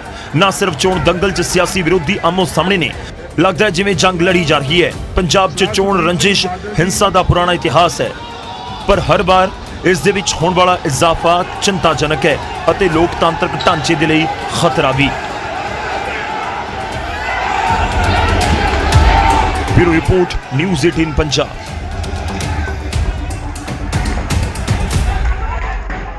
ਅਗਲੀ ਵੱਡੀ ਖਬਰ ਤਰਨਤਾਰਨ ਤੋਂ ਆ ਰਹੀ ਹੈ। ਭਿੱਖੀਵਿੰਡ ਦੇ ਵਿੱਚ ਹੋਏ ਹੰਗਾਮੇ ਦੀਆਂ ਸੀਸੀਟੀਵੀ ਕੁਝ ਤਸਵੀਰਾਂ ਵੀ ਸਾਹਮਣੇ ਆਈਆਂ ਨੇ। ਹਥਿਆਰਾਂ ਦੇ ਨਾਲ ਦਿਖਾਈ ਦੇ ਰਹੇ ਨੇ ਨਕਾਬਪੋਸ਼ ਬਦਮਾਸ਼ ਔਰ ਨਾਮਜ਼ਦਗੀਆਂ ਭਰਨ ਵੇਲੇ ਹੋਇਆ ਸੀ ਹੰਗਾਮਾ। ਹੰਗਾਮੇ ਦੌਰਾਨ ਗੋਲੀਆਂ ਤੇ ਪੱਥਰਬਾਜ਼ੀ ਵੀ ਹੋਈ ਸੀ ਔਰ ਅਕਾਲੀ ਦਲ ਨੇ ਕਾਰਵਾਈ ਦੀ ਮੰਗ ਕੀਤੀ। ਇਸ ਦੇ ਨਾਲ ਪੁਲਿਸ ਪ੍ਰਸ਼ਾਸਨ ਦੇ ਭਰੋਸੇ ਤੋਂ ਬਾਅਦ ਧਰਨਾ ਖਤਮ ਕਰ ਦਿੱਤਾ ਗਿਆ। ਤੁਹਾਨੂੰ ਦੱਸ ਦਈਏ ਕਿ ਜੋ ਤਸਵੀਰਾਂ ਜਲਾਲਾਬਾਦ ਦੇ ਵਿੱਚ ਸਾਹਮਣੇ ਆਈਆਂ, ਕੁਝ ਅਜਿਹੀਆਂ ਹੀ ਤਸਵੀਰਾਂ ਤਰਨਤਾਰਨ ਦੇ ਭਿੱਖੀਵਿੰਡ ਤੋਂ ਵੀ ਸਾਹਮਣੇ ਆਈਆਂ, ਜਿੱਥੇ ਕਿ ਨਾਮਜ਼ਦਗੀਆਂ ਭਰਨ ਵੇਲੇ ਹੰਗਾਮਾ ਹੋ ਗਿਆ ਸੀ ਔਰ ਹੰਗਾਮੇ ਦੇ ਦੌਰਾਨ ਗੋਲੀਆਂ ਤੇ ਪੱਥਰਬਾਜ਼ੀ ਵੀ ਹੋਈ। ਤੇ ਸੀਸੀਟੀਵੀ ਤਸਵੀਰਾਂ ਤੁਸੀਂ ਵੇਖ ਸਕਦੇ ਹੋ, ਭਿੱਖੀਵਿੰਡ ਦੀਆਂ ਤਸਵੀਰਾਂ, ਜਿੱਥੇ ਕਿ ਕਿਸ ਤਰ੍ਹਾਂ ਸ਼ਰੇਆਮ ਗੁੰਡਾਗਰਦੀ ਕੀਤੀ ਜਾ ਰਹੀ ਹੈ, ਟੇਬਲ ਪੰਨੇ ਜਾ ਰਹੇ ਨੇ ਔਰ ਨਾਮਜ਼ਦਗੀਆਂ ਭਰੀਆਂ ਜਾ ਰਹੀਆਂ ਸੀ। ਹਾਲਾਂਕਿ ਅੱਜ ਨਾਮਜ਼ਦਗੀ ਭਰਨ ਦਾ ਆਖਰੀ ਦਿਨ ਹੈ, ਪਰ ਇੱਕ ਦਿਨ ਪਹਿਲਾਂ ਵੀ ਬੇਹੱਦ ਹੰਗਾਮੇ ਭਰਿਆ ਰਿਹਾ ਸੀ। ਤਾਂ ਫਿਲਹਾਲ ਇਸ ਪੂਰੇ ਵਾਕਿਏ ਤੇ, ਕਿਉਂਕਿ ਇੱਥੇ ਵੱਡਾ ਸਵਾਲ ਪ੍ਰਸ਼ਾਸਨ ਤੇ ਵੀ ਉੱਠਦਾ ਹੈ ਕਿ ਕਿਸ ਤਰ੍ਹਾਂ ਦੇ तमाम ਇੰਤਜ਼ਾਮ ਕੀਤੇ ਗਏ ਨੇ, ਖਾਸ ਕਰਕੇ ਉਦੋਂ ਜਦੋਂ ਕਿ ਨਾਮਜ਼ਦਗੀ ਦਾਖਲ ਕੀਤੀ ਜਾ ਰਹੀ ਹੈ तमाम ਉਮੀਦਵਾਰਾਂ ਵੱਲੋਂ। ਇਸ ਤੇ ਵਧੇਰੇ ਜਾਣਕਾਰੀ ਵਾਸਤੇ ਮੇਰੇ ਸਹਿਯੋਗੀ ਸਾਡੇ bureau chief news 18 Punjab Haryana Himachal ਦੇ ਨਪਿੰਦਰ ਸਿੰਘ ਬਰਾੜ ਸਾਡੇ ਨਾਲ ਜੁੜੇ ਹੋਏ ਨੇ। ਨਪਿੰਦਰ, ਤੁਹਾਡੇ ਤੋਂ ਸਮਝਣਾ ਚਾਹਾਂਗੇ, ਜਿਸ ਤਰ੍ਹਾਂ ਦੇ ਘਟਨਾਕ੍ਰਮ ਹੋ ਰਹੇ ਨੇ, ਜਿਸ ਤਰ੍ਹਾਂ ਅਸੀਂ ਜਲਾਲਾਬਾਦ ਦੀ ਗੱਲ ਕਰੀਏ ਜਾਂ ਫਿਰ ਤਰਨਤਾਰਨ ਦੇ ਭਿੱਖੀਵਿੰਡ ਦੀ ਗੱਲ ਕਰੀਏ, ਅੱਜ ਨਾਮਜ਼ਦਗੀਆਂ ਭਰਨ ਦਾ ਆਖਰੀ ਦਿਨ ਹੈ, ਪਰ ਇੱਕ ਦਿਨ ਪਹਿਲਾਂ ਅਜਿਹੀਆਂ ਘਟਨਾਵਾਂ ਦਾ ਹੋਣਾ ਔਰ ਅੱਜ ਵੀ ਹਜੇ ਕੁਝ ਕਹਿ ਨਹੀਂ ਸਕਦੇ ਕਿਸ ਤਰ੍ਹਾਂ ਦੀ ਘਟਨਾ ਵਾਪਰੇ ਔਰ ਕਿਸ ਤਰ੍ਹਾਂ ਦੇ ਪੁਲਿਸ ਵੱਲੋਂ ਇੰਤਜ਼ਾਮ ਕੀਤੇ ਜਾ ਸਕਦੇ ਨੇ ਵੱਖ-ਵੱਖ ਥਾਵਾਂ ਤੇ, ਔਰ ਵੱਡਾ ਸਵਾਲੀਆ ਨਿਸ਼ਾਨ ਪ੍ਰਸ਼ਾਸਨ ਤੇ ਵੀ ਕਿ ਅਜਿਹੇ ਪੁਖਤਾ ਪ੍ਰਬੰਧਾਂ ਦੇ ਵਿੱਚ ਨਾਮਜ਼ਦਗੀਆਂ ਦਾਖਲ ਹੋਣਗੀਆਂ, ਕਿ ਅਜਿਹੇ ਪ੍ਰਬੰਧਾਂ ਦੇ ਵਿੱਚ ਨਿਗਮ ਦੀਆਂ ਚੋਣਾਂ ਕਰਵਾਈਆਂ ਜਾਣਗੀਆਂ। ਦੇਖੋ, ਬਿਲਕੁਲ ਜਿਸ ਤਰ੍ਹਾਂ ਦੇ ਹਾਲਾਤ ਕੱਲ ਸਾਹਮਣੇ ਆਏ, ਤਸਵੀਰ ਸਭ ਦੇ ਸਾਹਮਣੇ ਆ, ਹਰ ਇੱਕ ਤਸਵੀਰ ਜਿਹੜੀ ਆ ਸਭ ਨੇ ਦੇਖੀ ਹੈ। ਜਿਸ ਤਰ੍ਹਾਂ ਜਲਾਲਾਬਾਦ ਦੇ ਵਿੱਚ ਹੋਇਆ, ਤਰਨਤਾਰਨ ਦੇ ਵਿੱਚ, ਉਸ ਤੋਂ ਬਾਅਦ ਵੱਡੇ ਸਵਾਲ ਉੱਠੇ ਔਰ ਦੂਜੀ ਗੱਲ ਇਹ ਹੋਈ ਕਿ ਕੱਲ ਜਿਸ ਵੇਲੇ ਘਟਨਾਕ੍ਰਮ ਵਾਪਰ ਰਿਹਾ ਸੀ, ਜਿਸ ਵੇਲੇ ਜਲਾਲਾਬਾਦ ਦੀ ਘਟਨਾ ਵਾਪਰੀ, ਜਿਸ ਵੇਲੇ ਤਰਨਤਾਰਨ ਦੇ ਭਿੱਖੀਵਿੰਡ ਦੀ ਘਟਨਾ ਵਾਪਰੀ, ਉਸ ਵੇਲੇ ਆਲ ਪਾਰਟੀ ਮੀਟਿੰਗ ਚੱਲ ਰਹੀ ਸੀ ਔਰ ਆਲ ਪਾਰਟੀ ਮੀਟਿੰਗ ਦੇ ਵਿੱਚ ਮੁੱਖ ਮੰਤਰੀ ਕੈਪਟਨ ਅਮਰਿੰਦਰ ਸਿੰਘ ਅਗਵਾਈ ਕਰ ਰਹੇ ਸੀ। ਹਾਲਾਂਕਿ ਕਿਸਾਨਾਂ ਦੇ ਮੁੱਦੇ ਤੇ ਆਲ ਪਾਰਟੀ ਮੀਟਿੰਗ ਸੱਦੀ ਗਈ ਸੀ ਔਰ ਸਾਰੀਆਂ ਪਾਰਟੀਆਂ ਦੇ ਨੁਮਾਇੰਦੇ, ਉਹਦੇ ਵਿੱਚ ਅਕਾਲੀ ਦਲ ਦੇ ਵੀ ਸੀ, ਉਹਦੇ ਵਿੱਚ ਆਮ ਆਦਮੀ ਪਾਰਟੀ ਦੇ ਵੀ ਸੀ, ਉਹਦੇ ਵਿੱਚ ਬੈਂਸ ਵੀ ਸੀ, ਤਾਂ ਸਾਰੀਆਂ ਪਾਰਟੀਆਂ ਦੇ ਨੁਮਾਇੰਦੇ ਜਿਹੜੇ ਉਸ ਵੇਲੇ ਉੱਥੇ ਮੌਜੂਦ ਸੀ। ਔਰ ਜਦੋਂ ਇਸ ਘਟਨਾ ਦਾ ਪਤਾ ਲੱਗਿਆ ਤਾਂ ਤੁਰੰਤ, ਕਿਉਂਕਿ ਸੁਖਬੀਰ ਸਿੰਘ ਬਾਦਲ ਦੀ ਗੱਡੀ ਤੇ ਹਮਲਾ ਹੋਇਆ ਸੀ, ਤੁਰੰਤ ਕੈਪਟਨ ਅਮਰਿੰਦਰ ਸਿੰਘ ਦੇ ਧਿਆਨ ਦੇ ਵਿੱਚ ਇਹ ਮਸਲਾ ਲਿਆਂਦਾ ਗਿਆ ਔਰ ਉਹਨਾਂ ਨੇ ਨਾਲ ਦੀ ਨਾਲ ਹੀ ਜਿਹੜੀ ਹੈਗੀ ਹੈ ਕਾਰਵਾਈ ਦਾ ਜਿਹੜਾ ਹੈ ਭਰੋਸਾ ਦਿੱਤਾ ਸੀ। ਔਰ ਇਸੇ ਤੋਂ ਬਾਅਦ ਪ੍ਰਸ਼ਾਸਨ ਨੂੰ ਸਾਫ਼ ਹਦਾਇਤ ਕਰ ਦਿੱਤੀ ਗਈ ਸੀ ਕਿ ਜਿੱਥੇ ਕਿਸੇ ਕਿਸਮ ਦੀ ਕੋਈ ਘਟਨਾ ਵਾਪਰਦੀ ਹੈ, ਚਾਹੇ ਉਹਦੇ ਵਿੱਚ ਕਿਸੇ ਦਾ ਵੀ ਨਾਮ ਆਉਂਦਾ, ਉਹਦੇ ਖਿਲਾਫ ਕਾਰਵਾਈ ਕੀਤੀ ਜਾਵੇ ਤਾਂ ਕਿ ਅਮਨ ਮਾਨ ਦੇ ਨਾਲ ਜਿਹੜੀ ਪ੍ਰਕਿਰਿਆ ਉਹ ਪੂਰੀ ਨੇਪਰੇ ਚਾੜੀ ਜਾ ਸਕੇ। ਸਵਾਲ ਇਸ ਲਈ ਵੱਡਾ ਹੋ ਗਿਆ ਸੀ ਕਿ ਇੱਕ ਪਾਸੇ ਮੁੱਖ ਮੰਤਰੀ ਕੈਪਟਨ ਅਮਰਿੰਦਰ ਸਿੰਘ ਸਾਰੀਆਂ ਪਾਰਟੀਆਂ ਨੂੰ ਇਕੱਠੇ ਇੱਕ ਦੂਜੇ ਦੇ ਨਾਲ ਜੁੜ ਕੇ ਕਿਸਾਨੀ ਅੰਦੋਲਨ ਦਾ ਹਿੱਸਾ ਬਣਨ ਦੇ ਲਈ ਪ੍ਰੇਰਿਤ ਕਰ ਰਹੇ ਸੀ ਜਾਂ ਚਰਚਾ ਕਰ ਰਹੇ ਸੀ, ਔਰ ਦੂਜੇ ਪਾਸੇ ਉਹੀ ਪਾਰਟੀਆਂ ਜਿਹੜੀਆਂ ਉੱਥੇ ਇੱਕ ਸੁਰ ਸੀ, ਉੱਥੇ ਇਕੱਠੇ ਬੈਠੇ ਸੀ, ਬਾਹਰ ਉਹਨਾਂ ਦੇ ਵਰਕਰ ਜਾਂ ਉਹਨਾਂ ਦੇ ਲੀਡਰ ਆ ਜਿਹੜੇ ਉਹ ਆਪਸ ਦੇ ਵਿੱਚ ਝੜਪਾਂ ਉਹਨਾਂ ਦੀਆਂ ਹੋ ਰਹੀਆਂ ਸੀ। ਔਰ ਹਾਲਾਂਕਿ ਕੱਲ ਇਹ ਵੀ ਫੈਸਲਾ ਹੋਇਆ ਸੀ ਕਿ ਇੱਕ ਦੂਜੇ ਦੇ ਖਿਲਾਫ ਬਿਆਨਬਾਜ਼ੀ ਤੱਕ ਵੀ ਨਹੀਂ ਹੋਏਗੀ, ਗੱਲ ਬਿਆਨਬਾਜ਼ੀ ਰੋਕਣ ਤੱਕ ਦੀ ਹੋ ਰਹੀ ਸੀ, ਪਰ ਜਲਾਲਾਬਾਦ ਤੇ ਭਿੱਖੀਵਿੰਡ ਦੇ ਵਿੱਚ ਜੋ ਕੁਝ ਦੇਖਿਆ ਤੁਹਾਡੇ ਸਾਹਮਣੇ ਆ ਕਿ ਕਿਸ ਤਰ੍ਹਾਂ ਇੱਕ ਦੂਜੇ ਤੇ ਹਮਲੇ ਤੱਕ ਕੀਤੇ ਗਏ। ਤਾਂ ਜੇ ਹਾਲਾਤਾਂ ਦੇ ਵਿੱਚ ਕੈਪਟਨ ਅਮਰਿੰਦਰ ਸਿੰਘ ਨੇ ਸਾਫ਼ ਸਖਤ ਸੁਨੇਹਾ ਦਿੱਤਾ ਕਿ ਚਾਹੇ ਸੱਤਾ ਧਿਰ ਦਾ ਕੋਈ ਹੋਵੇ, ਚਾਹੇ ਵਿਰੋਧੀ ਧਿਰ ਦਾ ਹੋਵੇ, ਅਗਰ ਕਿਤੇ ਕੋਈ ਕਮੀ ਪਾਈ ਜਾਂਦੀ, ਗਲਤੀ ਪਾਈ ਜਾਂਦੀ ਤਾਂ ਉਹਦੇ ਖਿਲਾਫ ਕਾਰਵਾਈ ਹੋਏਗੀ। ਔਰ ਉਸ ਦੀ ਉਦਾਹਰਨ ਜਿਹੜੀ ਹੈ ਉਹ ਦੇਖਣ ਨੂੰ ਮਿਲੀ। ਜਲਾਲਾਬਾਦ ਦੇ ਵਿਧਾਇਕ ਔਰ ਉਹਨਾਂ ਦੇ ਪੁੱਤਰ ਤੇ ਪਰਚਾ ਤੱਕ ਦਰਜ ਹੋ ਗਿਆ। ਤਾਂ ਅਜਿਹੇ ਹਾਲਾਤਾਂ ਦੇ ਵਿੱਚ ਇੱਕ ਸੁਨੇਹਾ ਦੇਣ ਦੀ ਕੋਸ਼ਿਸ਼ ਕੀਤੀ ਗਈ ਹੈ, ਪਰ ਇਸ ਵਿਧਾਇਕ ਸੱਤਾ ਧਿਰ ਦੇ ਵਿਧਾਇਕ ਔਰ ਉਸਦੇ ਪੁੱਤਰ ਤੇ ਪਰਚਾ ਦਰਜ ਕਰਨ ਦੇ ਹਾਲਾਤਾਂ 'ਚ, ਇਸ ਮਾਹੌਲ ਦੇ ਵਿੱਚ ਸੱਤਾ ਧਿਰ ਦੇ ਬਾਕੀ ਲੀਡਰਾਂ ਦੇ ਵਿੱਚ ਕਿਤੇ ਨਾ ਕਿਤੇ ਰੋਸ ਪਾਇਆ ਜਾ ਰਿਹਾ। ਸਾਡੀ ਹਾਲਾਂਕਿ ਅਸੀਂ ਨਾਮ ਦਾ ਖੁਲਾਸਾ ਨਹੀਂ ਕਰਿਆ, ਪਰ ਸਾਡੀ ਕਈ ਸੀਨੀਅਰ ਲੀਡਰਾਂ ਦੇ ਨਾਲ ਗੱਲ ਹੋਈ ਹੈ ਕਾਂਗਰਸ ਦੇ ਨਾਲ, ਤਾਂ ਉਹ ਕੈਪਟਨ ਅਮਰਿੰਦਰ ਸਿੰਘ ਤੋਂ ਸਵਾਲ ਚੁੱਕ ਰਹੇ ਨੇ ਕਿ ਆਖਿਰ ਇਸ ਤਰ੍ਹਾਂ ਕਿਉਂ ਕੀਤਾ ਗਿਆ, ਔਰ ਇੱਥੋਂ ਤੱਕ ਕਿ ਆਪਣੇ ਵਿਧਾਇਕ ਔਰ ਵਿਧਾਇਕ ਦੇ ਪੁੱਤਰ ਨੂੰ ਬੇਕਸੂਰ ਦੱਸ ਰਹੇ ਨੇ। ਪਰ ਦੇਖੋ ਤਸਵੀਰਾਂ ਸਾਹਮਣੇ ਸੀ ਔਰ ਕੈਪਟਨ ਅਮਰਿੰਦਰ ਸਿੰਘ ਨੇ ਸਖਤ ਸੁਨੇਹਾ ਦੇਣ ਦੀ ਕੋਸ਼ਿਸ਼ ਕੀਤੀ ਹੈ, ਪਰ ਅੱਗੇ ਦੇਖਣਾ ਹੋਵੇਗਾ ਕਿ ਅੱਜ ਕਿਸ ਤਰ੍ਹਾਂ ਦੇ ਹਾਲਾਤ ਬਣੇ ਰਹਿੰਦੇ ਨੇ। ਹਾਲਾਂਕਿ ਆਸ ਇਹ ਹੈ ਕਿ ਅੱਜ ਪ੍ਰਸ਼ਾਸਨ ਸਖਤ ਨਜ਼ਰ ਆਏਗਾ, ਕਿਉਂਕਿ ਮੁੱਖ ਮੰਤਰੀ ਕੈਪਟਨ ਅਮਰਿੰਦਰ ਸਿੰਘ ਨੇ ਸਖਤੀ ਦਾ ਆਦੇਸ਼ ਦਿੱਤਾ। ਤਾਂ ਆਸ ਕੀਤੀ ਜਾ ਸਕਦੀ ਹੈ ਕਿ ਅੱਜ ਅਮਨ ਅਮਾਨ ਦੀ ਜਿਹੜੀ ਹੈ ਸਥਿਤੀ ਹੈ ਉਹ ਬਣੀ ਰਹਿ ਸਕਦੀ ਹੈ। ਨਵਜੋਤ ਜੀ ਨਪਿੰਦਰ, ਜਿਸ ਤਰ੍ਹਾਂ ਨਖੇਦੀ ਕੀਤੀ ਗਈ ਹੈ, ਜਿੱਦਾਂ ਕਿ ਅਕਾਲੀ ਦਲ ਦੇ ਪ੍ਰਧਾਨ ਸੁਖਬੀਰ ਬਾਦਲ ਤੇ ਹਮਲਾ ਹੋਇਆ, ਉਸ ਤੋਂ ਬਾਅਦ ਨਖੇਦੀ ਕੀਤੀ तमाम ਸਿਆਸਤਦਾਨਾਂ ਨੇ, ਪਰ ਉਸ ਦੇ ਦੌਰਾਨ ਕਈ ਅਜਿਹੇ ਵਿਰੋਧੀ ਵੀ ਨੇ ਜੋ ਪੁਰਾਣਾ ਸਮਾਂ ਅਕਾਲੀ ਦਲ ਨੂੰ ਯਾਦ ਕਰਾ ਰਹੇ ਨੇ ਕਿ ਪਿਛਲੇ ਸਮੇਂ ਦੇ ਵਿੱਚ ਜਦੋਂ ਅਕਾਲੀਆਂ ਦੀ ਸਰਕਾਰ ਸੀ ਤੇ ਉਸ ਵੇਲੇ ਵੀ ਅਜਿਹੀਆਂ ਤਸਵੀਰਾਂ ਆਮ ਵੇਖਣ ਨੂੰ ਮਿਲਦੀਆਂ ਸੀ। ਦੇਖੋ, ਇਹ ਕੋਈ ਪਹਿਲੀ ਵਾਰੀ ਨਹੀਂ ਹੈ ਕਿ ਪਹਿਲੀ ਚੋਣ ਦੇ ਵਿੱਚ ਇਸ ਤਰ੍ਹਾਂ ਦੀਆਂ ਤਸਵੀਰਾਂ ਦੇਖਣ ਨੂੰ ਮਿਲੀਆਂ ਹੋਣ, ਚਾਹੇ ਕਿਸੇ ਵੀ ਪਾਰਟੀ ਦੀ ਸਰਕਾਰ ਰਹੀ ਹੋਵੇ, ਚਾਹੇ ਅਕਾਲੀ ਦਲ ਬੀਜੇਪੀ ਦਾ ਸਮਾਂ ਰਿਹਾ ਹੋਵੇ, ਚਾਹੇ ਹੁਣ ਦਾ ਸਮਾਂ ਹੋਵੇ। ਤੁਸੀਂ ਪਿਛਲੀਆਂ ਜਿਹੜੀਆਂ ਨਗਰ ਨਿਗਮ ਦੀਆਂ ਚਾਹੇ ਪਟਿਆਲੇ ਦੀਆਂ ਚੋਣਾਂ ਹੋਈਆਂ ਸੀ, ਤੁਸੀਂ ਉਹਦੀ ਗੱਲ ਕਰ ਲਓ, ਲੁਧਿਆਣੇ ਦੀਆਂ ਚੋਣਾਂ ਹੋਈਆਂ ਸੀ ਉਹਦੀ ਗੱਲ ਕਰ ਲਓ, ਉਸ ਵੇਲੇ ਵੀ ਇਸ ਤਰ੍ਹਾਂ ਦੀਆਂ ਤਸਵੀਰਾਂ ਸਾਹਮਣੇ ਆਈਆਂ ਸੀ, ਉਸ ਵੇਲੇ ਵੀ ਇਲਜ਼ਾਮ ਲੱਗੇ ਸੀ, ਉਸ ਵੇਲੇ ਵੀ ਖੂਬ ਦੂਸ਼ਣਬਾਜ਼ੀ ਹੋਈ ਸੀ। ਤਾਂ ਇਹ ਤਸਵੀਰਾਂ ਨਜ਼ਰ ਆਉਂਦੀਆਂ ਰਹਿੰਦੀਆਂ ਨੇ। ਹਮੇਸ਼ਾ ਵਿਰੋਧੀ ਧਿਰ ਦਾ ਇਲਜ਼ਾਮ ਸੱਤਾ ਧਿਰ ਤੇ ਲੱਗਦਾ ਰਹਿੰਦਾ, ਕਿਉਂਕਿ ਪ੍ਰਭਾਵ ਸੱਤਾ ਧਿਰ ਦਾ ਜ਼ਿਆਦਾ ਹੁੰਦਾ, ਪ੍ਰਸ਼ਾਸਨ ਦਾ ਪ੍ਰਭਾਵ ਹੁੰਦਾ। ਇਸ ਕਰਕੇ ਕਿਤੇ ਨਾ ਕਿਤੇ ਇਹ ਖਦਸ਼ੇ ਜਿਹੜੇ ਰਹਿੰਦੇ ਨੇ ਕਿ ਸੱਤਾ ਧਿਰ ਹੈ ਜਿਹੜੀ ਉਹ ਆਪਣੀ ਪਾਵਰ ਦਾ, ਆਪਣੀ ਸੱਤਾ ਦਾ ਜਿਹੜੀ ਹੈਗੀ ਦੁਰਵਰਤੋਂ ਕਰ ਸਕਦੀ ਹੈ, ਔਰ ਵਿਰੋਧੀ ਤਰ੍ਹਾਂ ਇਸੇ ਕਰਕੇ ਇਸ ਤਰ੍ਹਾਂ ਦਾ ਮਾਹੌਲ ਜਿਹੜਾ ਪੈਦਾ ਹੁੰਦਾ, ਔਰ ਇਲਜ਼ਾਮ ਲੱਗਣੇ ਕਰੀਬ ਸਾਫ਼ ਹੁੰਦੇ ਨੇ ਕਿ ਸੱਤਾ ਧਿਰ ਦੇ ਅਗਰ ਪ੍ਰਭਾਵ ਥੱਲੇ ਪ੍ਰਸ਼ਾਸਨ ਹੈ ਤਾਂ ਜ਼ਾਹਰ ਤੌਰ ਤੇ ਉਹਨਾਂ ਤੇ ਇਲਜ਼ਾਮ ਲੱਗਣੇ ਹੀ ਨੇ। ਤਾਂ ਇਹ ਇਲਜ਼ਾਮ ਕੋਈ ਨਵੀਂ ਗੱਲ ਨਹੀਂ ਹੈ, ਪਰ ਗੱਲ ਇਹ ਹੈ ਕਿ ਆਖਿਰ ਇਹ ਇਲਜ਼ਾਮਬਾਜ਼ੀ ਰੁਕੇਗੀ ਕਦੋਂ? ਰੁਕੇਗੀ ਉਦੋਂ ਜਦੋਂ ਸਾਰੀਆਂ ਧਿਰਾਂ ਅਮਨ ਅਮਾਨ ਦੇ ਨਾਲ ਚੋਣਾਂ ਕਰਾਉਣ ਵਾਲੇ ਪਾਸੇ ਵਧਣਗੀਆਂ, ਲੋਕਤੰਤਰ ਦੀ ਸਹੀ ਪਰਿਭਾਸ਼ਾ ਨੂੰ ਲਾਗੂ ਕੀਤਾ ਜਾਵੇਗਾ। ਪਰ ਉਹਦੀ ਸ਼ੁਰੂਆਤ ਕੌਣ ਕਰੇ? ਜਦੋਂ ਇੱਕ ਧਿਰ ਸੱਤਾ ਦੇ ਵਿੱਚ ਆਉਂਦੀ ਹੈ ਤਾਂ ਦੂਜੀ ਧਿਰ ਜਾਂਦੀ ਹੈ, ਤਾਂ ਉਹ ਇਲਜ਼ਾਮਬਾਜ਼ੀ ਦੂਜੇ ਪਾਸੇ ਹੋ ਜਾਂਦੀ ਹੈ। ਸੱਤਾ ਧਿਰ ਦੇ ਵਿੱਚ ਆਉਂਦੇ ਹੀ ਜਿਹੜਾ ਹੈਗਾ ਇਸ ਤਰ੍ਹਾਂ ਦੇ ਹਾਲਾਤ ਪੈਦਾ ਹੋ ਜਾਂਦੇ ਆ। ਤਾਂ ਦੇਖਣਾ ਹੋਵੇਗਾ ਕਿ ਇਸ ਦੀ ਪਹਿਲ ਕੌਣ ਕਰਦਾ, ਕਿ ਵਾਕਈ ਜਿਸ ਤਰ੍ਹਾਂ ਆਲ ਪਾਰਟੀ ਮੀਟਿੰਗ ਕੱਲ ਹੋਈ, ਇਸ ਐਸੇ ਮੁੱਦੇ ਤੇ ਵੀ ਆਲ ਪਾਰਟੀ ਮੀਟਿੰਗ ਕਦੇ ਬੁਲਾਈ ਜਾ ਸਕਦੀ ਹੈ ਕਿ ਜਿਹੜੀਆਂ ਚੋਣਾਂ ਨੇ ਲੋਕਤੰਤਰ ਦਾ ਘਾਣਾ ਜਿਹੜਾ ਨਾ ਕੀਤਾ ਜਾਵੇ, ਅਮਨ ਅਮਾਨ ਦੇ ਨਾਲ ਸਾਰੀਆਂ ਚੋਣਾਂ ਕਰਵਾਈਆਂ ਜਾਣ। ਤਾਂ ਦੇਖੋ, ਅਗਰ ਲੋਕਤੰਤਰ ਦੀ ਅਸੀਂ ਗੱਲ ਕਰਦੇ ਹਾਂ ਤਾਂ ਉੱਥੇ ਨਿਰਪੱਖ ਚੋਣਾਂ ਜਿਹੜੀਆਂ ਲਾਜ਼ਮੀ ਨੇ, ਪਰ ਇਸ ਗੱਲ ਤੋਂ ਕੋਈ ਇਨਕਾਰੀ ਨਹੀਂ ਹੋ ਸਕਦਾ ਕਿ ਤਕਰੀਬਨ ਜਿਹੜੀਆਂ ਲੋਕਲ ਚੋਣਾਂ ਹੁੰਦੀਆਂ ਨੇ ਉਹਨਾਂ ਦੇ ਵਿੱਚ ਇਸ ਤਰ੍ਹਾਂ ਦੇ ਹਾਲਾਤ ਸਾਹਮਣੇ ਆਉਂਦੇ ਨੇ, ਇਸ ਤਰ੍ਹਾਂ ਦੇ ਇਲਜ਼ਾਮ ਜਿਹੜੇ ਲੱਗਦੇ ਨੇ। जी शुक्रिया नपिंदर इस खबर ते तमाम जानकारी वास्ते और पूरा घटनाक्रम समझाउण वास्ते कि किस तरह पहला भी हुंदा रहा सत्ता धिर ते हमेशा ही इल्जाम लगते रहे ने और किस तरह इसनू ठीक भी किया जा सकता है। इस वास्ते हर किसी नू एक निरपक्ष चोण करवाउण लई हर सूबा जिम्मेवारी लैण दे लई तैयार होना चाहिए है। ते तस्वीरां तुहानू बीते दिन दियां दिखा रहे हैं, हालांकि अज नामजदगी भरन दा आखिरी दिन है, इसलिए नजर अज सारा दिन बनी रहेगी इस खबर ते भी कि किस तरह अमन अमान दे नाल कि अज सूबे दे विच नामजदगी पत्र दाखिल किए जाते हैं या फिर कोई घटना ना वापरे, इस करके पुलिस की मुस्तैदी कायम रहेगी।